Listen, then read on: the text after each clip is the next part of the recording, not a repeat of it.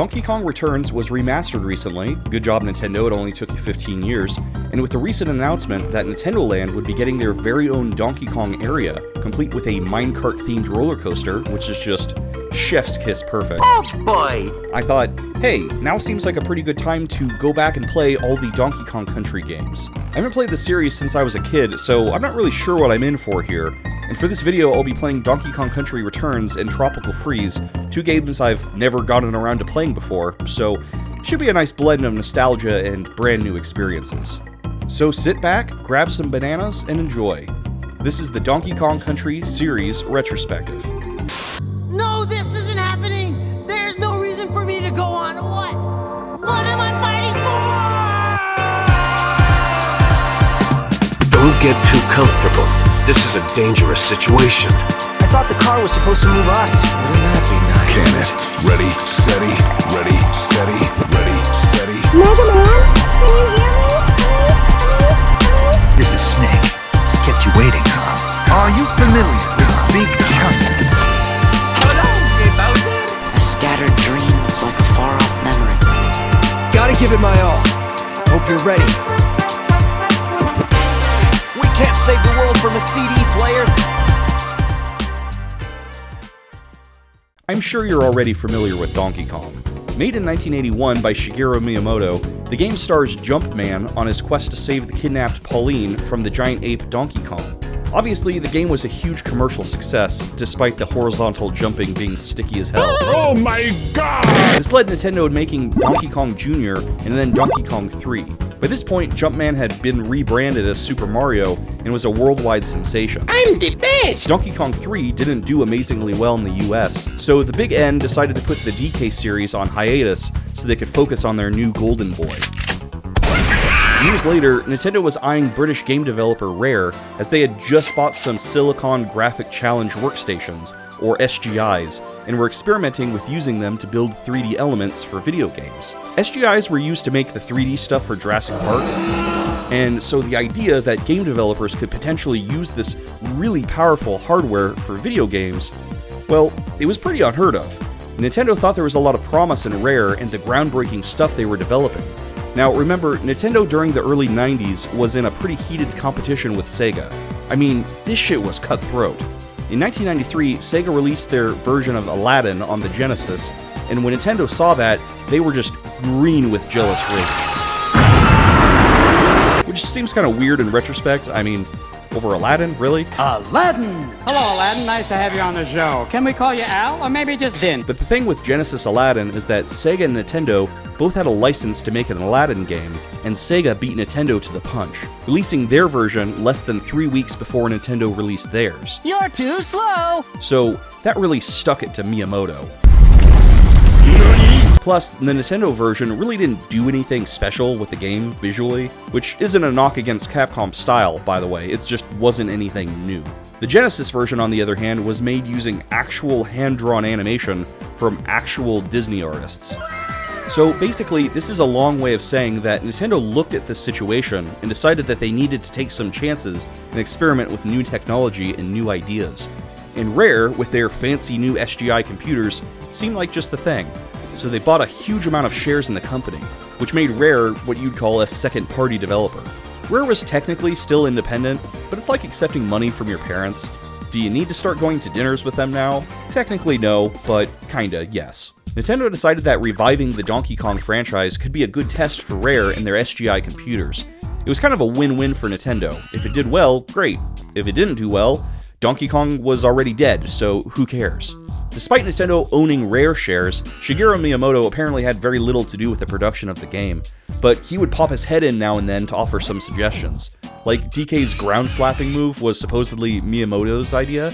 He was like, hey, what if Donkey Kong, acted more like a monkey? Alright, I'll collect my big check now. As part of a viral marketing campaign, Nintendo put together this fake documentary on VHS tape called Donkey Kong Country Exposed. I covered it in detail in my Weird World of Nintendo 64 VHS tapes video. You should go watch it after this. So I'm not going to go into every little detail here, but basically the idea is that this Pauly Shore looking son of a bitch visits Nintendo HQ to learn about the development of this game, and basically every 5 seconds they make a joke where the punchline is banana. So, what do you got to eat here? Well, today we got the cream of banana soup, the banana and peanut butter sandwich, fried green bananas au gratin. It's an amazing piece of video game history, and I bought it for $5 on eBay, and I regret it every day of my life. The development of Donkey Kong Country was long and grueling, with most of the developers putting in 12 to 16-hour workdays so they could release a banger before Sega slapped their butts again with, I don't know, an Aladdin 2 Return of Jafar game or something. The Rare team even took a field trip one day to Twycross Zoo in England to get some reference ideas for how to animate gorillas. The game's composer, David Wise, said that it was, quote, a huge waste of time. So the developers decided to make Donkey Kong run like a horse instead. To this day, no one knows what a running gorilla looks like. Nintendo was drumming up a lot of hype for this game. They even decorated the 1994 Consumer Electronics Show to look like a big steamy jungle. Just look and be amazed at all this shit. Donkey Kong Country ended up being released ahead of schedule that November. I received it for Christmas the following month. I also got a Han Solo skateboard and a Micro Machines Millennium Falcon. It was probably the best Christmas ever. The game sold extremely well. Nintendo was expecting it to gross $140 million, which was an extremely high expectation considering the game only cost $17 million to make, with 16 of that $17 million being from advertising. So really, the game only cost $1 million to make, and they were expecting it to sell 140 times that. So how well did it actually do? In the holiday season alone, Donkey Kong Country made $400 million. What? It made more that holiday season than the Santa Claus with Tim Allen. And we're talking about Tim Allen in his 90s peak, by the way. That's crazy. This game was such a big deal that gamers were willing to pay out the ass for it. People be complaining nowadays about a $70 next-gen game with $20 DLC. This game sold for freaking $79. 21 years ago. Not even $79.99, mind you. $79.43. The 90s were a wild time. Nobody was rounding up numbers. Anyways, due to the colossal success, Nintendo, of course, had Rare make a bunch of sequels, and the rest is history. So now that you know this game's gonna be freaking sick, let's dive in, shall we? A game is only as good as its characters, so let's start with our main here. To quote from the game's manual, DK is the king of swing, the Thrilla Gorilla, the prime primate. Donkey Kong isn't a villain or a mindless ape, he's just sort of a stubborn, hot-headed guy with a big heart, and an even bigger banana stash. Like, holy shit, talk about hoarding wealth. Does DK really need to eat that many bananas? Are we supposed to be sympathizing with the 1%ers here? Moving on, you may know this guy from the N64 racing game, or his appearance in the Smash Bros. Series, or the, one time he was invited to Mario Party and then was never allowed to come back for some reason. I am the VP of the biggest executive helicopter leasing company on the Western Seaboard. Okay, I haven't had a carb since 2004. Why don't you punch me in the face? Punch me in the fucking face! Oh! This is Diddy Kong, and his very first appearance was in Donkey Kong Country. Donkey Kong Jr. was originally going to be DK's partner, sort of a father-son team-up kind of thing, but Nintendo didn't like the idea and thought the secondary character should look less like DK and be more of his own thing. So Rare came up with Diddy, a small monkey rather than a big ape. Diddy, by the way, is slang for small in England because, just a reminder, Rare is an English company, governor. God save the Queen, Great British Bake Off hasn't been the same since Mary Berry, righto cheerio fish and chips. When I was a kid, I thought Diddy was so cool with his red hat and his red shirt and his somersaulting. I was 6, okay? I was easy to impress. Later on, in Donkey Kong 64, they gave Diddy a jetpack and a gun, and from there, he had nowhere to go but down because he was at the absolute peak. You may be interested to know that Diddy is actually a spider monkey, not a chimp. I guess this shouldn't be that surprising because chimps don't have tails, but I always thought of him as a chimp, and this fact blew my mind. Some things about Diddy from the game's instruction manual.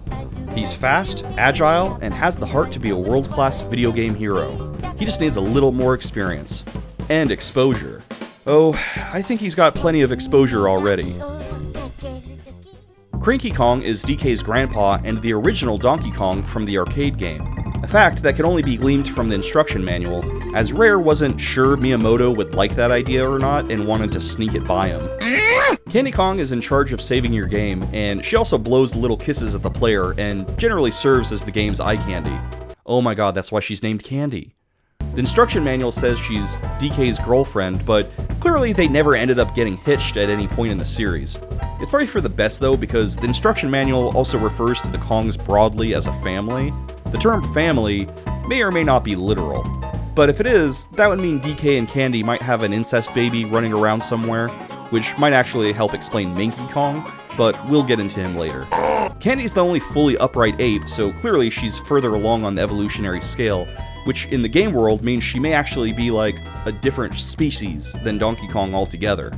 Practically speaking though, she's designed to look more human so that the players won't feel guilty about wanting to fuck a monkey. But hey, can you blame a fella? I mean, look at that Baywatch-esque one-piece swimsuit. Look at those muscles. She looks like Rex Kwon Do's wife. She definitely stirred some things in my 6-year-old self. And don't you dare pretend like she didn't make you feel things either. And lastly, we have Funky Kong, a surfer dude bro who runs Funky's Flights, which lets you fly over to other areas in the map that you've already been to. For a game that's pretty linear, going backwards and playing levels you've already beaten doesn't really make a lot of sense to me, but hey, I'm a forward-thinking guy. That's why I bought a Tesla. Oh shit, it's on fire again, isn't it? Funky Kong is basically Keanu Reeves from Bill and Ted. He uses egregiously 80s terms like bodacious and tubular, and God, I love him so much. Later on in Donkey Kong 64, Rare decided to ruin his character by making him an arms dealer, which is the complete opposite of the Funky from the Country games. Country Funky just wants to surf and have chill vibes, man. I mean, yes, in Donkey Kong Country 2, he does drop a Hiroshima on King K. Rool, but, well, maybe Funky's just a complex character. The story of Donkey Kong Country isn't really established at all in the game, so let's take a look at the instruction manual. It was a dark and stormy night. Why did they spell it like that? Donkey Kong has left his nephew Diddy Kong in charge of guarding his banana stash so that DK could go off with Candy Kong and stash his banana, if you know what I'm saying. Diddy is then ambushed by the evil reptiles known as Kremlings. The manual says they covet Donkey Kong's bananas, but considering reptiles don't eat bananas, one could only assume that their goal is to steal the bananas and resell them, which makes a little more sense when you consider their leader lives on a pirate ship. Anyways, Diddy is put into a barrel and thrown into the jungle, and the bananas you find in the game are basically like breadcrumbs from DK's stash leading the way to where K. Rool is. The game itself opens with Cranky Kong sitting on top of the building from his original arcade game, cranking a gramophone because he's an old fuck. Then DK comes in with his boombox because he's young and hip. Right off the bat, this intro is giving peak Nickelodeon era kids are cool, parents are lame energy.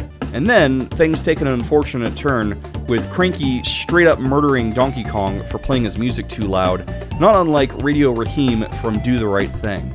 Didn't think I'd be making a Spike Lee joke this early in the video, but here we are. Anyways, DK bursts through the door like Cosmo Kramer, and from here, you're presented with two options. Go forward or back. If you go back, you'll find DK's banana room, which is tragically devoid of bananas. Why are we still here? Just to suffer? Above DK's banana cave is his bedroom, which we'll explore now. Here we have a painting of a sailboat with a moving fish, so it's like a magic Harry Potter painting, I guess. DK has half a tire built into the ground, because that's a normal thing to have in your bedroom. There's a few leftover bananas that the Kremlings didn't take. And lastly, here's a poster of Candy Kong for DK to jork it to at night.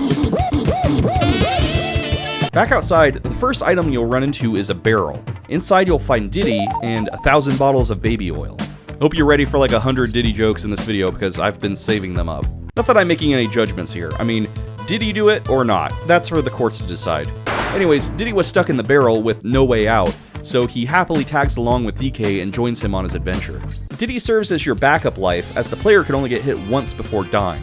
You can switch between either Kong at will, and if you're down one, there's usually barrels throughout each stage that lets you get your partner back. DK's stronger, Diddy's more agile. Truthfully though, in the first game there's very little difference and it usually makes more sense to just play as Diddy. In the sequel, they majorly improved the partner dynamic, but we'll get into that later. In the Donkey Kong Country series, you'll get some help from your animal allies, and, well, it raises a lot of questions about which animals have sentience in the Donkey Kong universe and which don't. Like, DK is riding around on a rhino like it's a pet, but they're both mammals. It's like Goofy standing upright and wearing clothes and talking, and Pluto being just like a regular-ass dog. But like, Goofy is a dingo, which is basically a dog too. So, what is going on here?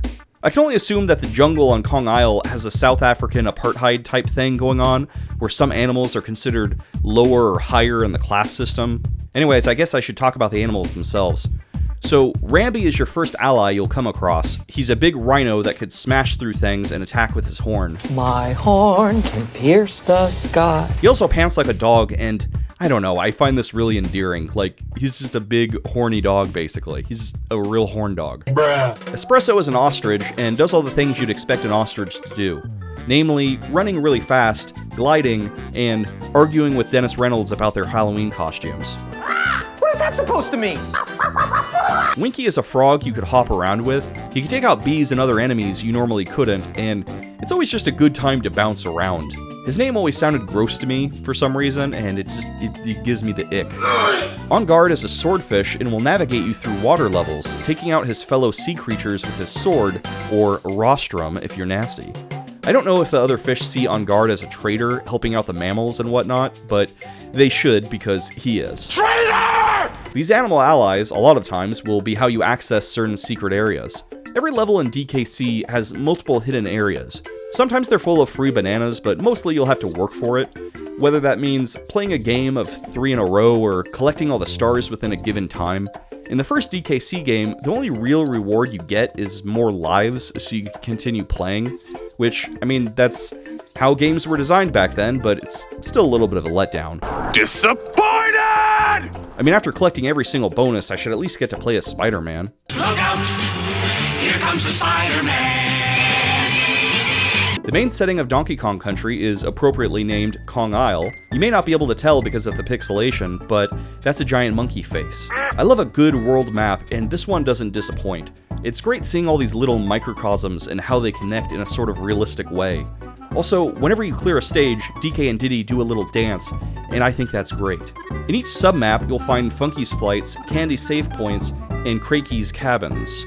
The latter offers you advice about random stages, albeit after he shit-talks at you for a while. Keep it gangster, and why should I change that? Fuck you old motherfuckers trying to change rap. I want to take a moment to discuss the Kremlings and the other random enemies you'll come across on your journey. The Kremlings are led by King K. Rool. King Cruel. Oh my god, how did I just get that? Not much is known about this guy, so kudos to the Donkey Kong Country TV show for having to flesh out his character so much. One thing we do know about him is that he's some sort of pirate king and banana stealer and potentially on-again, off-again lover of Cranky Kong, but we'll get into that later. A lot of the enemies in the DKC series have pun names, which, as a lame dad, I'm obligated to respect that. Like Naughty Beaver, or Zingy, or Necky, you know, because he has a neck. There's also an armadillo enemy that I take some umbrage with. Armadillos don't just try to do roll attacks at you in real life. I saw an armadillo at the zoo once, and it was so horrified at the sight of humans that it just ran in circles, terrified, looking for a place to hide.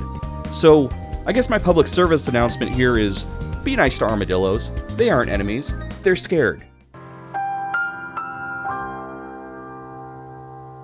As far as the bosses in this game go, they're simply too easy for their own good. You could kinda just jump on them, and they're dead. Maybe the hardest boss is this big bee, but even he goes down with like 3 hits. Pathetic. The most interesting villain of this game, without a doubt, is Manky Kong. For starters, it's not one singular dude, it's a whole enemy type, so there's multiple Mankeys. Manky pretty much looks like a meth head version of Lanky from DK64. Mankeys are orangutans, and the manual describes them as Kong rejects, whatever that means. And according to an official Nintendo Player's Guide, the word manky is a portmanteau of mangy and skanky. Sounds like my ex-wife. I also just love the fact that Nintendo was tossing around the word skank. Like, imagine them doing that now. Not much else is known about the Mankeys, and they didn't appear in any other game, so presumably, DK and Diddy, by killing these Mankeys, are ending their family line. Kinda sad, unless you're of the opinion that Mankeys are traitors siding with the Kremlings, and they deserve a traitor's fate. Or maybe the Kong family is a corrupt oligarchy, making their wealth from hoarding all the island's bananas, and Mankeys are simply poor souls that were outcasts, and they had no choice but to join the enemy. Either way, there's a subreddit about it, and I frequent it more often than I'd care to admit. Now, I can't get very far into this game without mentioning the graphics, because they were a huge sell for this game and one of the things people remember most about the Country series. Like I mentioned earlier, they were made by rendering 3D models using the SGI workstation, and then turning those renders into sprite sheets like you would in a traditional 2D game. This gave the illusion that you were seeing a 3D character in a 3D world, when really all you're seeing are 2D sprites on a 2D plane. This is even more obvious to the modern viewer, but at the time, you might have thought you were playing an actual 3D game on a SNES, and that would have been insane. This method also allowed the animations to look super smooth, whereas traditional animation would need to be drawn frame by frame. Having the model in 3D meant that they could simply animate the beginning and end poses of the characters, and then have the computer interpolate the frames between. Basically, that means the animation could have more frames, making them look more fluid. There were other things the developers added to give the illusion of 3D, like multi-layered parallax backgrounds. This is pretty common practice at the time, but nevertheless, I think the developers used it to great effect here. It makes the backgrounds feel way more immersive and like there's a ton of stuff we just can't see over the horizon. Since Rare pre-rendered the graphics, that means naturally, all the locations in the game have full 3D project files from which the sprites were made. This means Rare was able to crank out a bunch of promotional artwork for the game based on these scenes. Let's take a journey through some of them now. Here's DK in a gloomy, shadowy mine. He seems to be in a dark place in life. This is the face of a DK who had to just put down a bunch of Donkey Kongs, and he feels really guilty about it. Here's DK and Diddy in a snowy area. You can tell that the graphics were made with a lot of basic sphere and tube shapes, and that's why the snow looks so fat and lumpy. I think the pink sunset is beautiful in the background. Not enough old school games had sunsets, because I'm sure you're all dying to know my favorite SNES era sunset is from Gravity Beetle's stage in Mega Man X3. Anyways, Diddy Kong has a look on his face as if to say, "Holy shit, there's a fucking vulture about to attack us!" And Donkey Kong is like, "Oh, that's nice." Here's an underwater scene with DK riding on guard. Honestly, I think they could have sold the underwater vibe a little bit better, maybe animate some air bubbles or something. Also, it looks less to me like he's riding the swordfish and more like he's raw-dogging him, but maybe that's just me. One limitation of SNES games is that they had to reuse a lot of the same sprite work to save money, so each area can basically be lumped into jungle, cavern, mines, industrial, snow, water. But DKC still makes it work by mixing up the gameplay stage to stage with interesting gimmicks. Like in this mine level, you've got to collect gas for your platform to keep it moving. No two levels are exactly the same, and I think Rare did a phenomenal job making the stages feel like characters themselves, full of personality and uniqueness. Let's talk about some of my favorites. Barrel Cannon Canyon. If there's one thing I think of when I think of Donkey Kong Country, it's these barrel shooting sections where you have to time it out perfectly. If there's a second thing I think of, it's this really hard minecart level. This stage was the bane of my 6-year-old existence. And the surprise Kremling right at the end? Surprise, motherfucker! You evil sons of bitches. Stop and Go Station features these creepy mud crocodiles that will appropriately stop at red lights and attack on green lights. And you have to make sure the lights are always red. These things move at an off-putting pace like some rabid demon baby. It's a good level, but these things freaked me out as a kid. Millstone Mayhem is a weird, potentially Indiana Jones-inspired level. You'll get to explore these ancient Aztec-y kind of ruins, and you'll get chased by these inexplicable beaver wheels.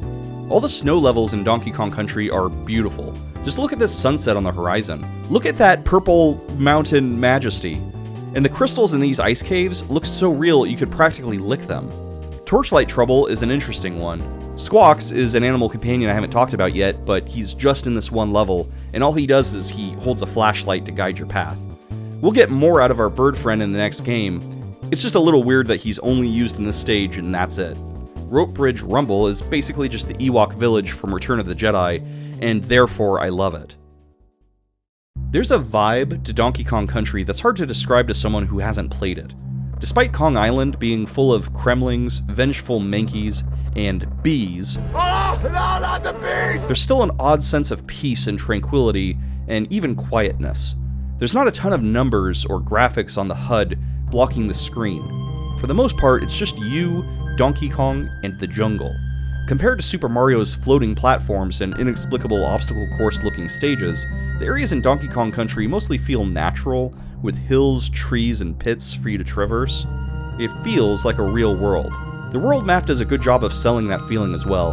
The higher elevation leads to snowy levels, and lower elevation leads to ocean and jungle areas. Everything transitions smoothly into each other in a logical way.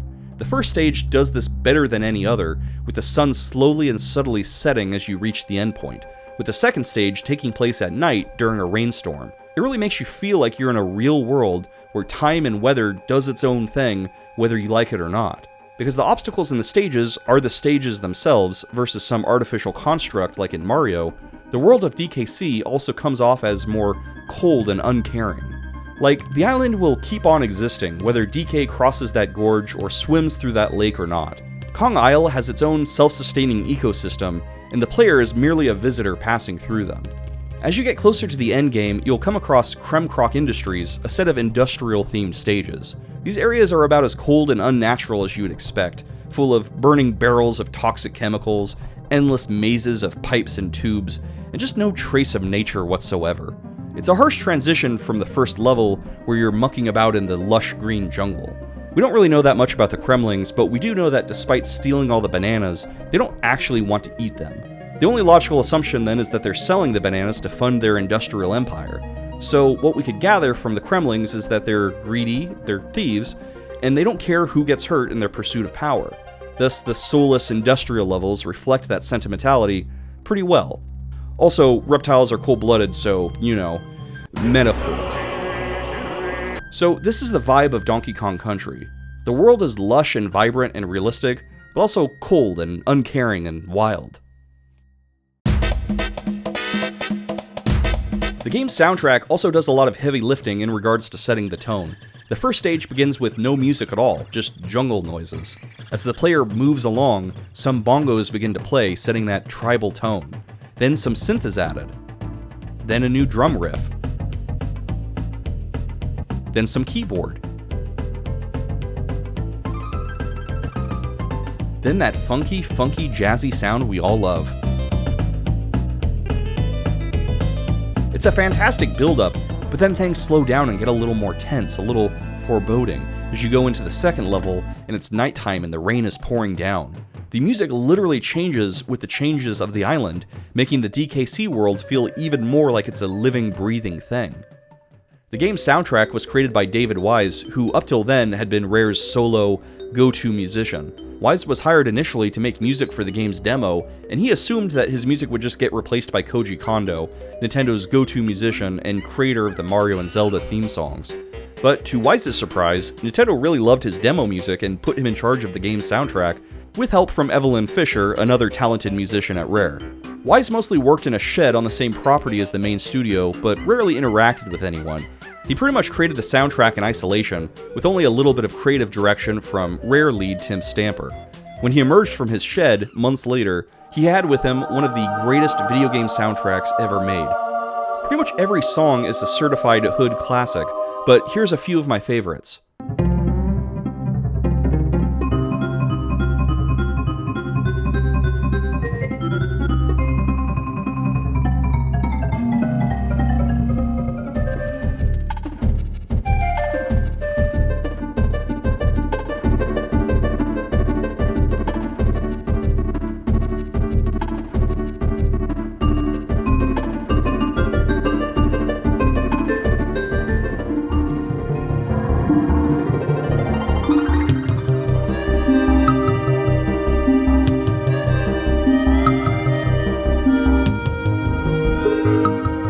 Underwater levels are usually the worst, but David Wise's aquatic ambience makes it enjoyable. This is easily the best and most complex piece of music in the game, and it's just so good. It's such a moody, reflective song. Donkey Kong Country isn't a particularly hard game, with a few exceptions. But nevertheless, you may end up getting a game over, and if you do, you'll be greeted with this game over graphic, which always kind of put me off. I don't know what it is exactly, there's just something that always felt menacing about this image. Possibly the fact that DK and Diddy are in a complete black void, or that they're injured, or that DK has big voluptuous titties, and that confused an impressionable Wes. After traversing all the areas in Kong Isle, that is, Congo Jungle, Monkey Mines, Vine Valley, Gorilla Glacier, Creme Croc Industries, and Chimp Caverns, you'll finally catch up with that dastardly King K. Rool and fight him on his pirate ship. Hey guys? Why didn't you just go the other way? Well, it doesn't matter. On Gangplank Galleon, you'll face off against the giant reptile king, jumping on his head and avoiding the crown like Harry and Meghan. After a few jabs, K. Rool is down and the credits roll. But of course, this is a big psych. He gets back up and keeps fighting. But after a few more hits, he'll be down for real.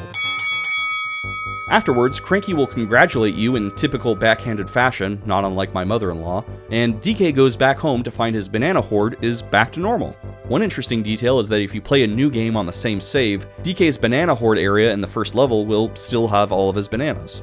Like a lot of platformers of the time, the credits are a montage of all the characters and enemies. And also, Cranky Kong flying around on his rocking chair like he's possessed by Satan. Now, for completionists' sake, you may be wondering what you get for 100%ing the game. You may also be wondering what your new charity scam should be. Too soon? Well, first off, the game actually helps you keep track of your progress in a subtle way. If you received all your bonuses in a particular level, the stage name will get an exclamation mark on the world map. So once you get an exclamation mark for every level, you should be able to reach 100%, which the game chalks up as 101% for some reason. Your reward is personal satisfaction, a compliment from Cranky, and that's it, get out. Donkey Kong Country made an indelible mark in video game history, with its cutting-edge graphics, spectacular soundtrack, and accomplishing the Herculean feat of reviving a long-dead video game IP. Rare did something really incredible, but they were aided tremendously by Nintendo's marketing. Like I mentioned earlier, they spent $16 million on advertising, and at the time, it was their biggest marketing spree ever. There's a ton of print ads for DKC, and I thought I'd wrap up this section of the retrospective by going over some of my favorite ones. It's taken 22 years, 32 megs, 32,768 colors, and a supercomputer to make him look this gruesome. I like this ad because it's kind of tongue-in-cheek and making fun of its own protagonist. That's funny to me. Two things I don't like is that they spelled color the British way with a U, which is ridiculous and I hate it. And the second thing I don't like is how egregiously they're glazing their own work here. It didn't take 22 years to make Donkey Kong Country. You can't just start at Miyamoto's inception of the character and then take credit for all the years in between.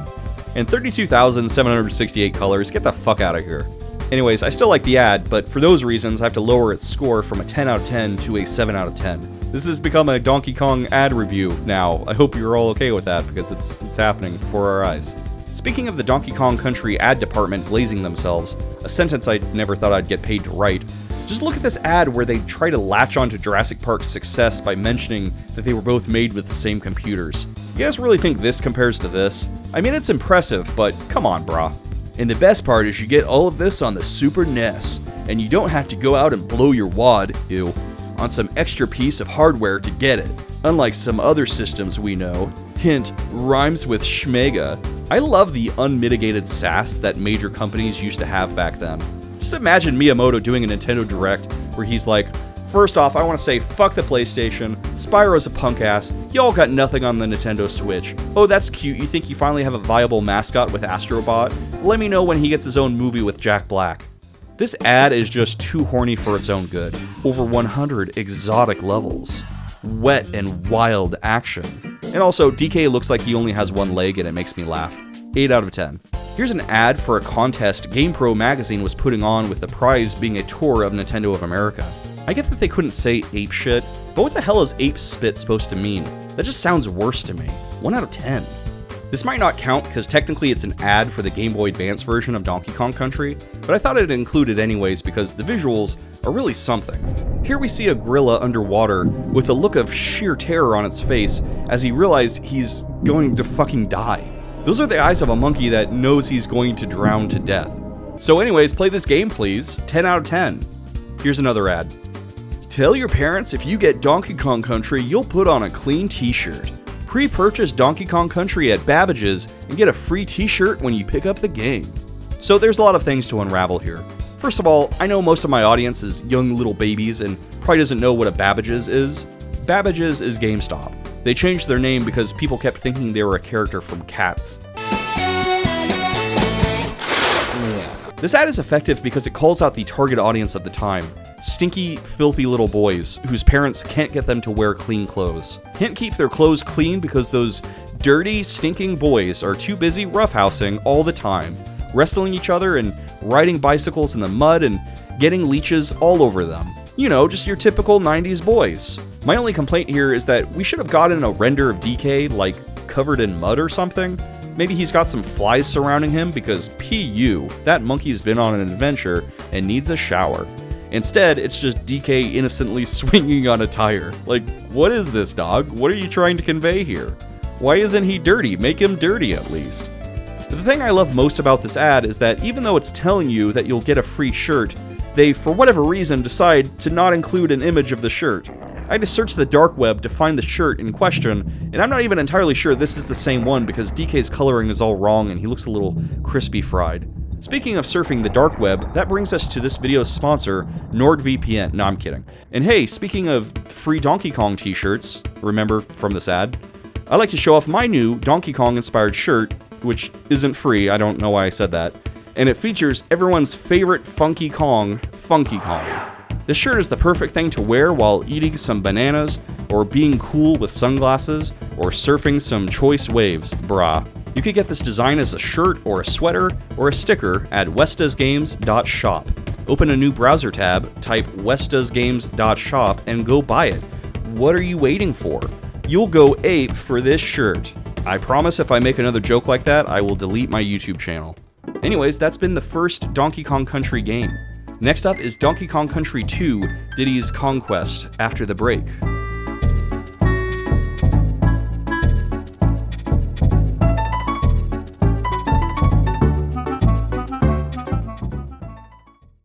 Don't go away! The Donkey Kong Country Retrospective will be right back.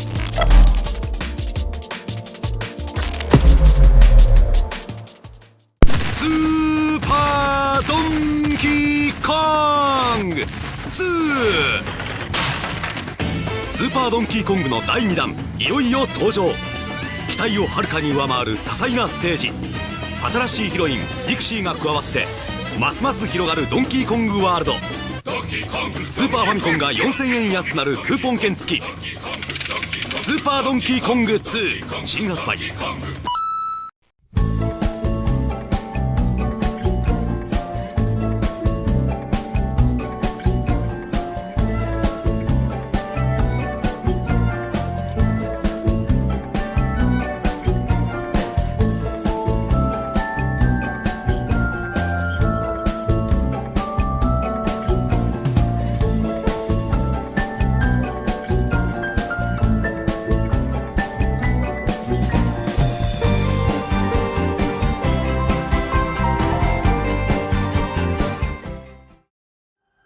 Thanks for sticking around. We're back with some more monkey business.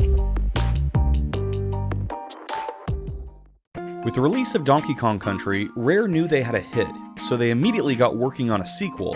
And by immediately, I mean immediately. Donkey Kong Country 2 got released exactly 1 year after the first. I mean, in fairness, they were able to reuse a lot of the same assets, but still, that's pretty quick. Some of the titles they considered included DK Rescue, Diddy's Day Off, and Diddy and Dixie Kong go off and rescue Donkey Kong from King K. Rool, who has kidnapped Donkey Kong while he was napping. But in the end, they went with Diddy's Kong Quest. Not Diddy Kong's Quest, Diddy's Kong Quest. It's a pun, get it? This time around, the pirate theme is really amplified due to Rare writer Greg Mail's obsession with pirates. You get to be a pirate now. You get to be a pirate now. You all get to be pirates now! As the game's title suggests, DK ain't the star here, despite it being a Donkey Kong Country game. Greg Mail said the reason for this was to surprise people and defy their expectations. Look at freaking Ryan Johnson over here. Another big goal for the Rare team was to make the sequel more difficult, as a lot of the fans thought the first game was way too easy.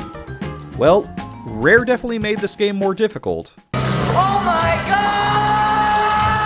The story of Diddy's Conquest begins immediately after Donkey Kong Country. DK is chilling on the beach, enjoying a banana milkshake, which I am genuinely so curious how that works. Like, do they got a Shake Shack on Kong Island or what? Anyways, DK takes a nap, and once he's asleep, he's overpowered and kidnapped by K. Rool's army of Kremlings. Diddy and his new girlfriend Dixie Kong find a ransom note from K. Rool demanding DK's banana hoard in exchange for their friend. The manual says that when Diddy tells the rest of the Kongs about it, Funky immediately says he doesn't want to help because he doesn't like adventures. Like, what the fuck, bro? What a coward. I mean, nobody was really expecting you to help, but you didn't need to out yourself like that.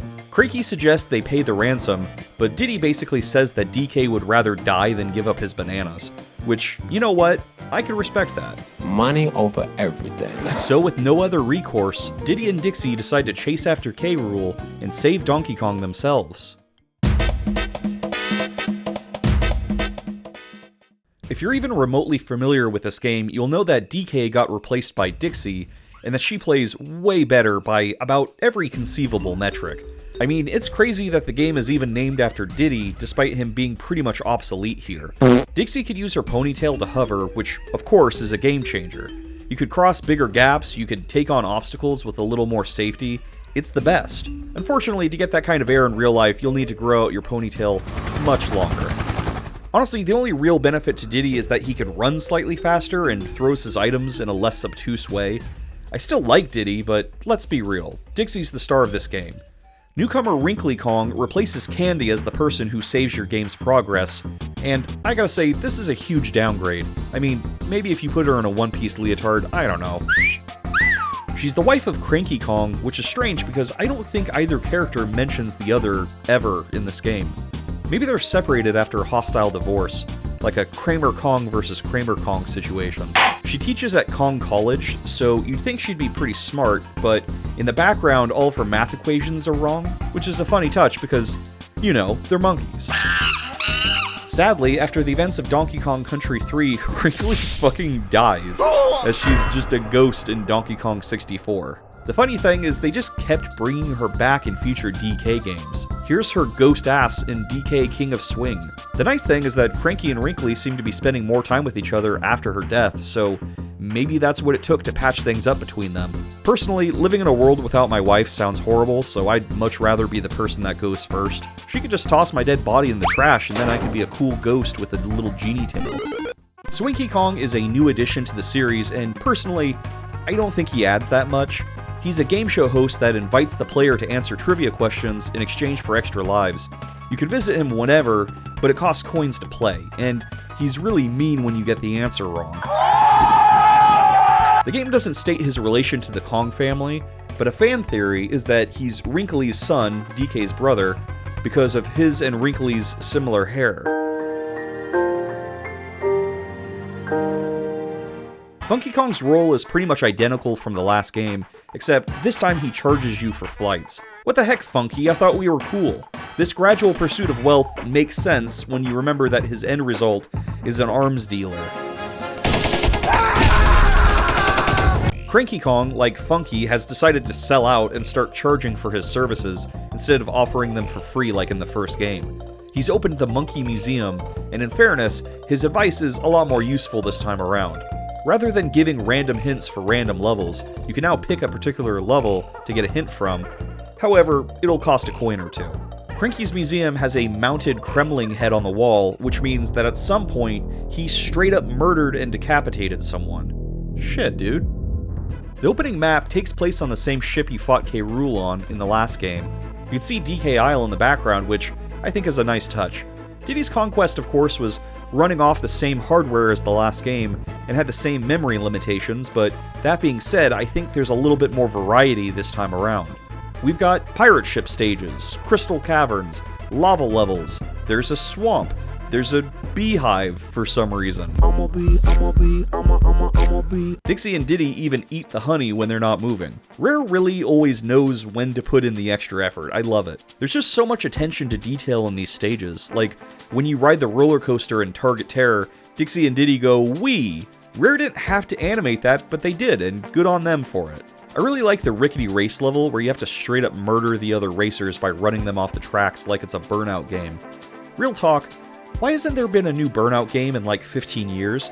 What happened, guys? Did you get tired of making them or something? Did you get burnt out? Oh, brother, this guy stinks! Honestly, there's only a few levels I didn't like. Rambi's Rumble has you running away from this giant bee, and it's way more stressful than, you know, fun. You can call me Queen Bee.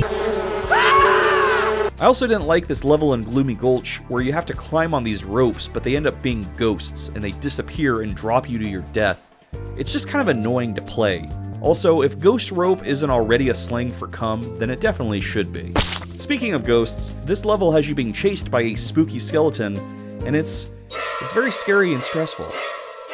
Chain Link Chamber is one of the best levels in the game. It's a good challenge and pretty much an endurance test of all the obstacles you faced in the game thus far. Screech's Sprint is really the only bad stage in the game. It's so ridiculously hard, and the collision boxes for everything just don't match up at all. It's a nightmare.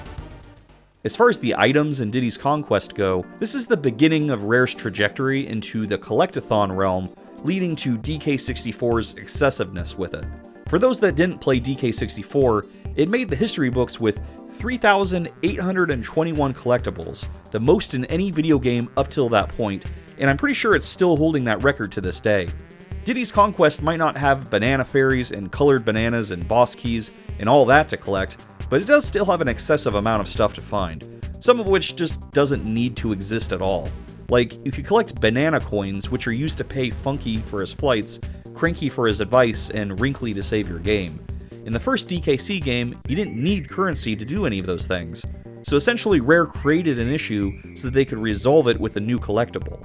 It's like the whole shampoo and conditioner scam. Why would I use conditioner to put oil back into my hair? I thought I didn't want oil in my hair, that's why I used shampoo. Something's not adding up. And for whatever reason, the game doesn't save your banana coins whenever you reload a save, but you specifically need them to save your game. So basically, the game punishes you for not playing the whole thing in one sitting, which isn't cool. Carpal tunnel is a real thing, man.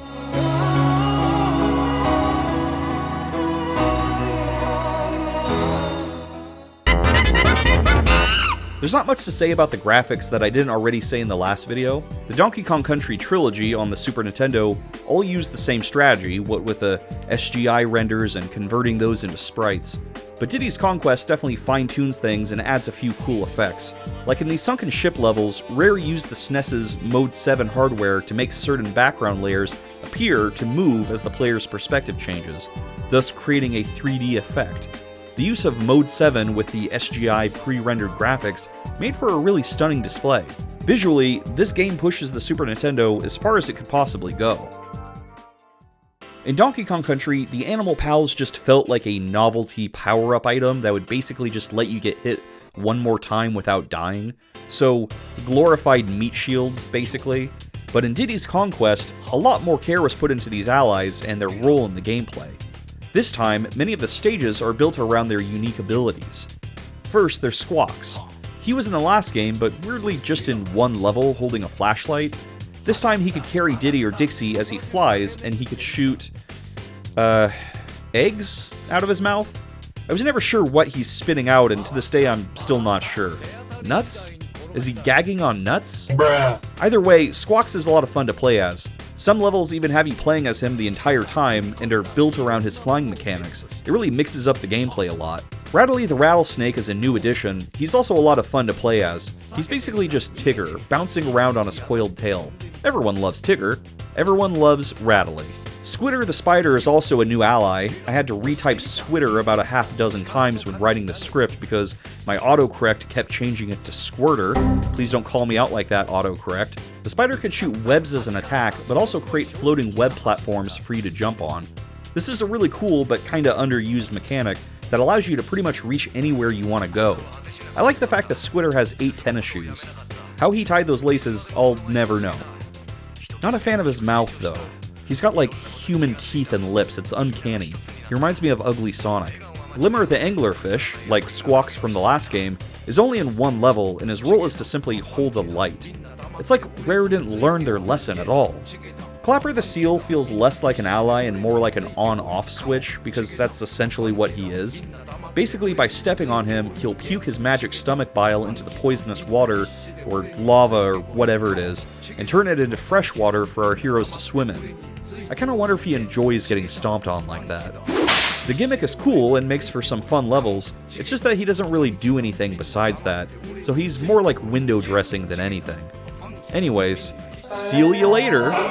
Rambi and On Guard are also back, and they're completely unchanged from the first game. Am I really supposed to believe that this balloon would hold the weight of a rhinoceros? I can only suspend my disbelief so far, Rare. The new allies come with their own secondary abilities, which are pretty cool. My only complaint is that it isn't really clear at all that they even have those abilities. Like, apparently with the snake, you could charge your jump to do a super jump, but the only reason I found that out is because in the Toxic Tower level, you reach a dead end, and that requires the super jump, and I had to look up the instruction manual for that. The Donkey Kong Country series is usually pretty good at showing, not telling you how the game mechanics work, but in this one instance, I think they dropped the ball. Otherwise, these new allies are pretty cool. I can't remember if these existed in the first game, so I thought I'd mention it here. Near the end of an Animal Buddies stage, there will be a no animal sign, and once you cross it, your animal friend will just poof into a cloud of smoke and vanish. It's really abrupt and kind of morbid, especially since they got you all the way to the finish line, and then the game is just like, okay, you're no longer useful to us, and then they just get Thanos snapped out of existence. I don't feel so good. One of the biggest improvements from the first Donkey Kong Country is the bosses. The first boss is already way more challenging and better designed than any of the bosses from the previous game. Also, having him be at the top of a crow's nest fits the map really well, like you're actually climbing your way towards the boss. Though I do feel like Rare passed up a great opportunity to make him an actual crow instead of a vulture, but that's fine. In fact, most of the bosses in Diddy's Conquest feel appropriate for their given areas. In DKC 1, it'd be like, here's a random giant beaver, but enough about my ex-wife. I swear that's the last one. Cleaver is a genuinely creative and challenging boss. He's a giant sword and you'll have to avoid getting stabbed, like me back in my old neighborhood. I wasn't always a rich and successful YouTuber, guys. I had to rap my way out of poverty just like everyone else. King Zing is a legitimate challenge. You fight him as Squawks, and every time you think he's done, he just keeps taking on a different form. He's tough. Later on, the Vulture boss comes back as a ghost. It kind of makes me feel bad for killing him, but it also raises a lot of questions about the afterlife in the DK universe. Like, why do only Wrinkly and this Vulture come back as ghosts? Or are they the only ones that actually died and every other boss just got knocked out? If the other bosses did die, but didn't come back as ghosts, does that mean Donkey Kong and his friends damned their souls to hell? As far as the regular enemies go, there's a lot of new additions. Mainly Kremlings, which makes sense since it's Crocodile Isle. There's Kremling pirates, some random hookers. These Kremlings are so happy to be living that pirate life, they're just jumping with joy. Is that Sanic? Did Diddy's Conquest come up with Sanic? The Kremling in the barrel terrified me as a kid, and the echoey yell it makes is so unnecessarily threatening. Diddy's Conquest is low-key a horror game. There's a porcupine that's just like renting a room in this beehive. Hey, don't mind me, I'm just getting something from the fridge. Hey, Porcupine, you gotta start labeling your stuff in the fridge. It's shared fridge. Buzz buzz, I'm a bee. Yeah, but I'm the only one here that eats, like, food. You bees just eat honey. Well, no, we nectar, we make honey, but that's besides the point. Look, I appreciate what you're saying. I'm just saying, I'm eating leaves, twigs, berries, nuts. You guys are just eating honey. Nectar? Nectar, yeah, so does it make sense for me to label all of my stuff? These are the hive rules that all the tenants have to follow, buzz buzz. But there aren't any other tenants, it's just me here. Look, these are the hive rules. You should be glad we gave you a place here at all, okay? A lot of bees wouldn't... Wouldn't what? Rent to a porcupine? I didn't say that. I just don't get why you bees can't look in the fridge and go, oh look, there's my pollen, and there's porcupines, everything else. And I don't get why you can't just follow the same rules everyone else has to follow. But that's probably because you're a stupid porcupine. What did you say to me? You heard me right. You wanna go, bitch? I've got quills. I will poke you. And I've got a stinger and a bunch of other bee friends. Well, they're not really my friends, but they'll probably take my side on this one. Fine, I'll label my food. Clubba is basically a huge Kremling bouncer that guards a big secret area and will only let you through if you have a certain amount of coins. If you don't, he'll beat you with his giant club, which I gotta say is pretty good incentive to go collect more coins. As a kid, I was never able to collect enough to get past Clubba, so the hidden area he was guarding was just the absolute height of mystery for me. What could this secret area be? Was it like the secret area from Mario World, where all the levels were named funny things like Groovy or Far Out, or Rizmaster General? Or maybe he was guarding the entrance to like a ladies' locker room or something. Were there boobies in there? My 7-year-old mind could only assume there must be. Something you'll notice in Diddy's Conquest right away, especially if you just came right off the heels of the last entry, is that this game is significantly more challenging. When I was a kid, I pretty much chalked this one up as the hard one in the series, but playing it now as an adult, I've come to a better appreciation of the difficulty. Sure, this game often asks a lot from the player, but it never feels unfair. In fact, the placement of the enemies, the timing of their attacks, the maneuverability of the Kongs to get over pitfalls, honestly, none of it feels cheap. So when you lose a life in this game, it's pretty much a you issue. The game also telegraphs challenges ahead of time. There's plenty of unique gameplay features in each stage, like riding around on a little hot air balloon in the Red Hot Ride stage. This presents a brand new challenge, but they give you a balloon at the start of the stage to practice with so you could familiarize yourself with the mechanics. Likewise, the lava water mechanic in Lava Lagoon gives you ample time during the first bit so you could figure out the gimmick of the level and how to beat it. Basically, Donkey Kong Country 2 perfectly balances hand-holding the player and challenging them. The game isn't perfect though, occasionally it will throw a couple of FUs your way, like, does this porcupine really have to be guarding the finish line? Like, really? That's why I fucked your bitch, you fat motherfucker. This game really does such an amazing job mixing up the gameplay. Even though a lot of the levels share the same sprite work, no one level plays like the other. Gimmick probably sounds like a pejorative, so I'll just say that each level has its own theme. In Crockhead Clamber, you'll be traversing a swamp on the heads of these crocs. In Slime Climb, you'll have to get to the top of the ship while the water is quickly rising and a piranha is trying to eat you. Ah, piranhas, the quintessential 90s threat. When I was a kid, I was afraid of three things: piranhas, quicksand, and being stuck in a room where the walls slowly press in. As an adult, I've never even seen piranhas or quicksand. I do feel like my mental walls are closing in on me every day, but I don't think that counts. I don't know where else to mention this, but in the same spirit as the first game, Diddy's Conquest also features an extremely off-putting game over screen. This one has Dixie and Diddy stowed away in a jail cell, possibly the brig of a pirate ship.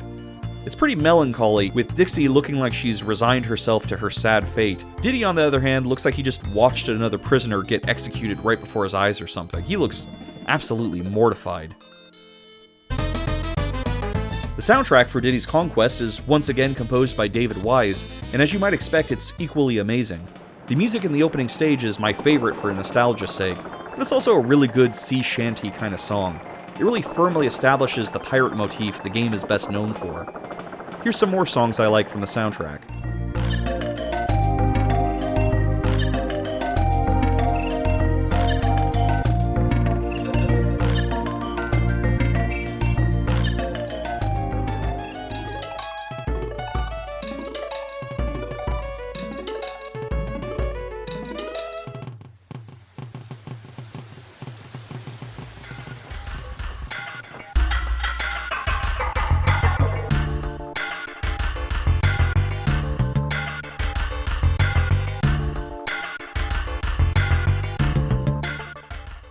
The best song in the game, without a doubt, is Sticker Brush Symphony. Like Aquatic Ambience in DKC, David Wise really killed it with this one, creating a genuinely beautiful song that seems to transcend the limitations of the SNES's sound card. It's haunting, contemplative, melancholy, and totally not fitting for the infuriating bramble levels it's featured on. Of course, there's a good reason for that. It was originally going to be the theme for the water levels. A lot of people have done covers of the song, and it means a lot to a lot of people, and I think that's really special.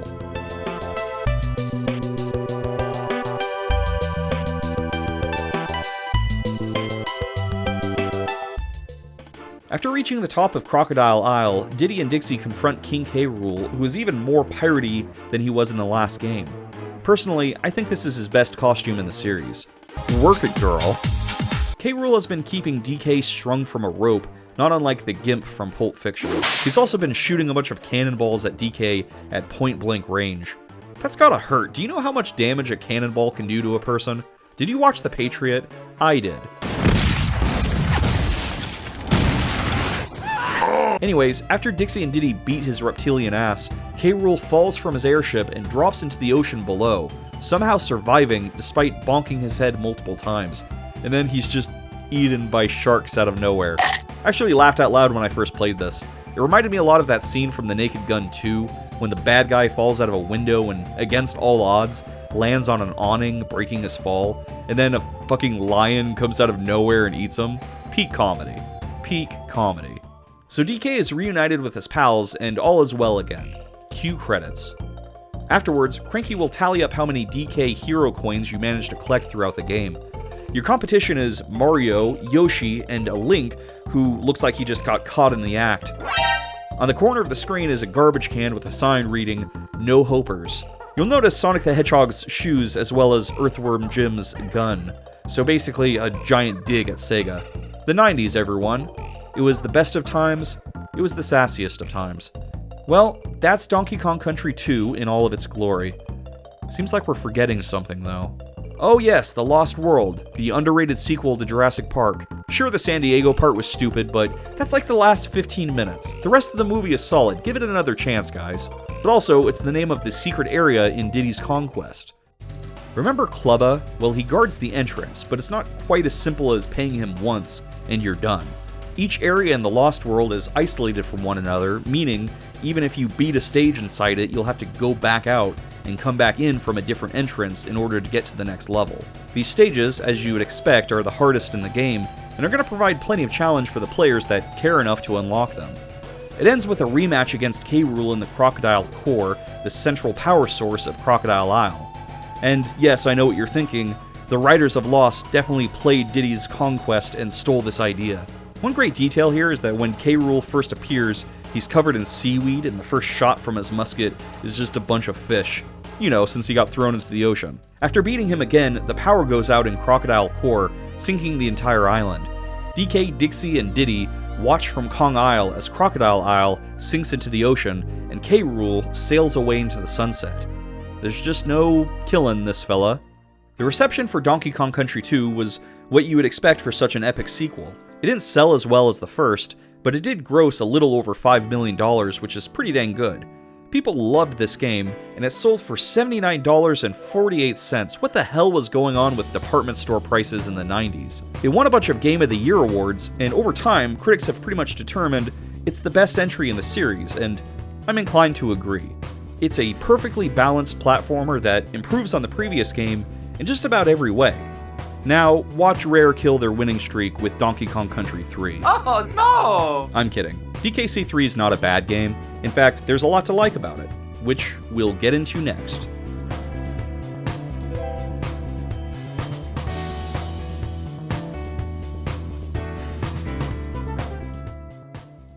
That Dixie Kong is so cool! I wish I could fly with my hair. The Donkey Kong Country Retrospective will return after this short break.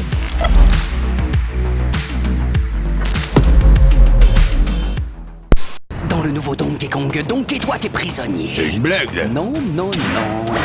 Et puis toi aussi, Diddy. Ouais, t'es fou, toi! Bienvenue à Dixie et Kiddy Kong.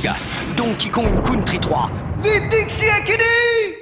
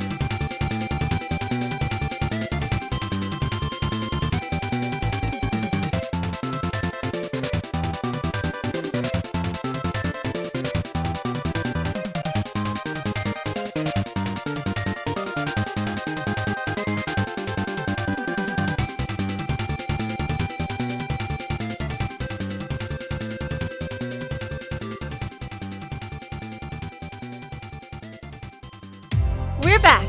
The DKC Retrospective continues now.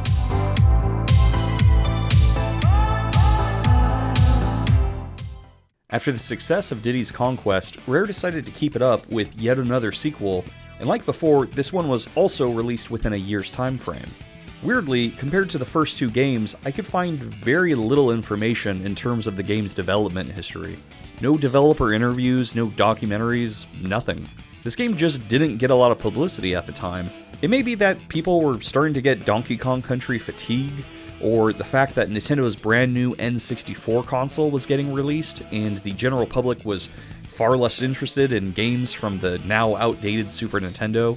I think Nintendo was also shooting itself in its foot a little bit. All the ads I could find for this game made Kitty the focus and not Dixie, despite Dixie being the best part of Diddy's conquest. I'm assuming Nintendo wasn't confident that a female character could appeal to the general public as much as a male character could, so they made Kiddy Kong front and center, which was dumb because, you know, monkey sexism aside, most Donkey Kong fans seem to hate Kiddy Kong, more on that later. So, like I said, Nintendo's advertising probably wasn't doing the game any favors, and in fairness, with the N64 being released a month before this game, Dixie Kong's Double Trouble obviously wasn't a top priority for them.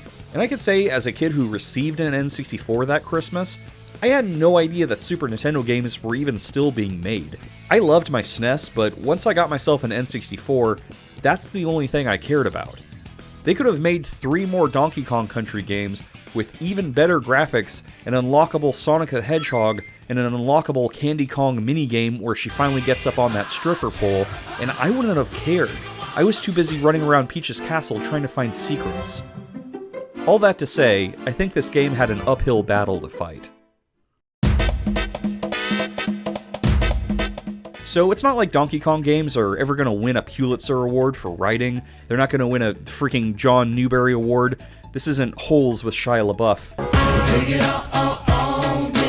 But at least the first 2 games tried a little with their storytelling. Dixie Kong's Double Trouble basically just states that DK and Diddy went missing one day, leaving a note behind for Dixie saying they went on an adventure.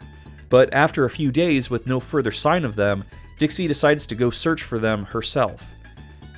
That's it. That's the entire background for the story. Kinda disappointing, right?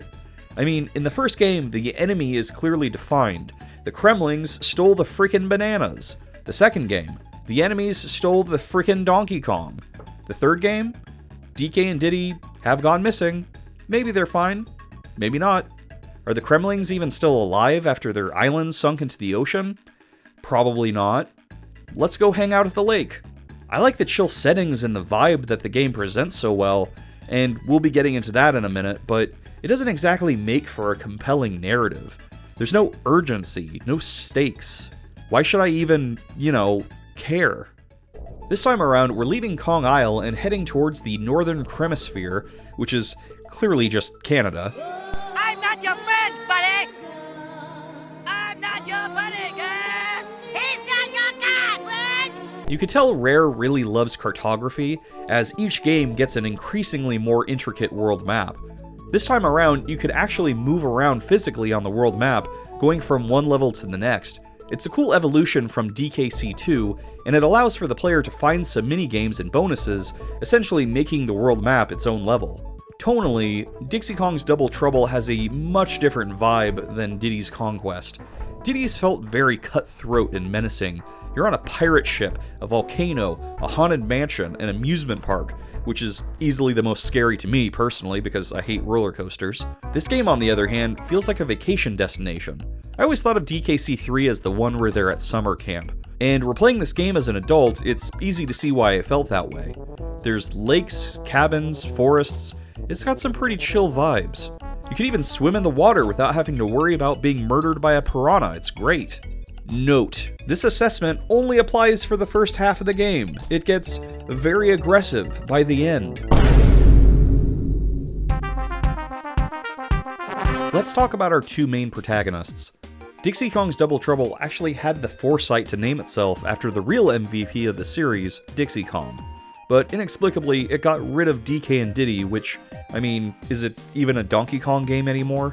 And I want you all to know I tried desperately to make a monkey pun out of Ship of Theseus, and there was just no way. Anywho, Dixie is identical to how she played in the last game, which is good because she was perfect. 10 out of 10 monkey.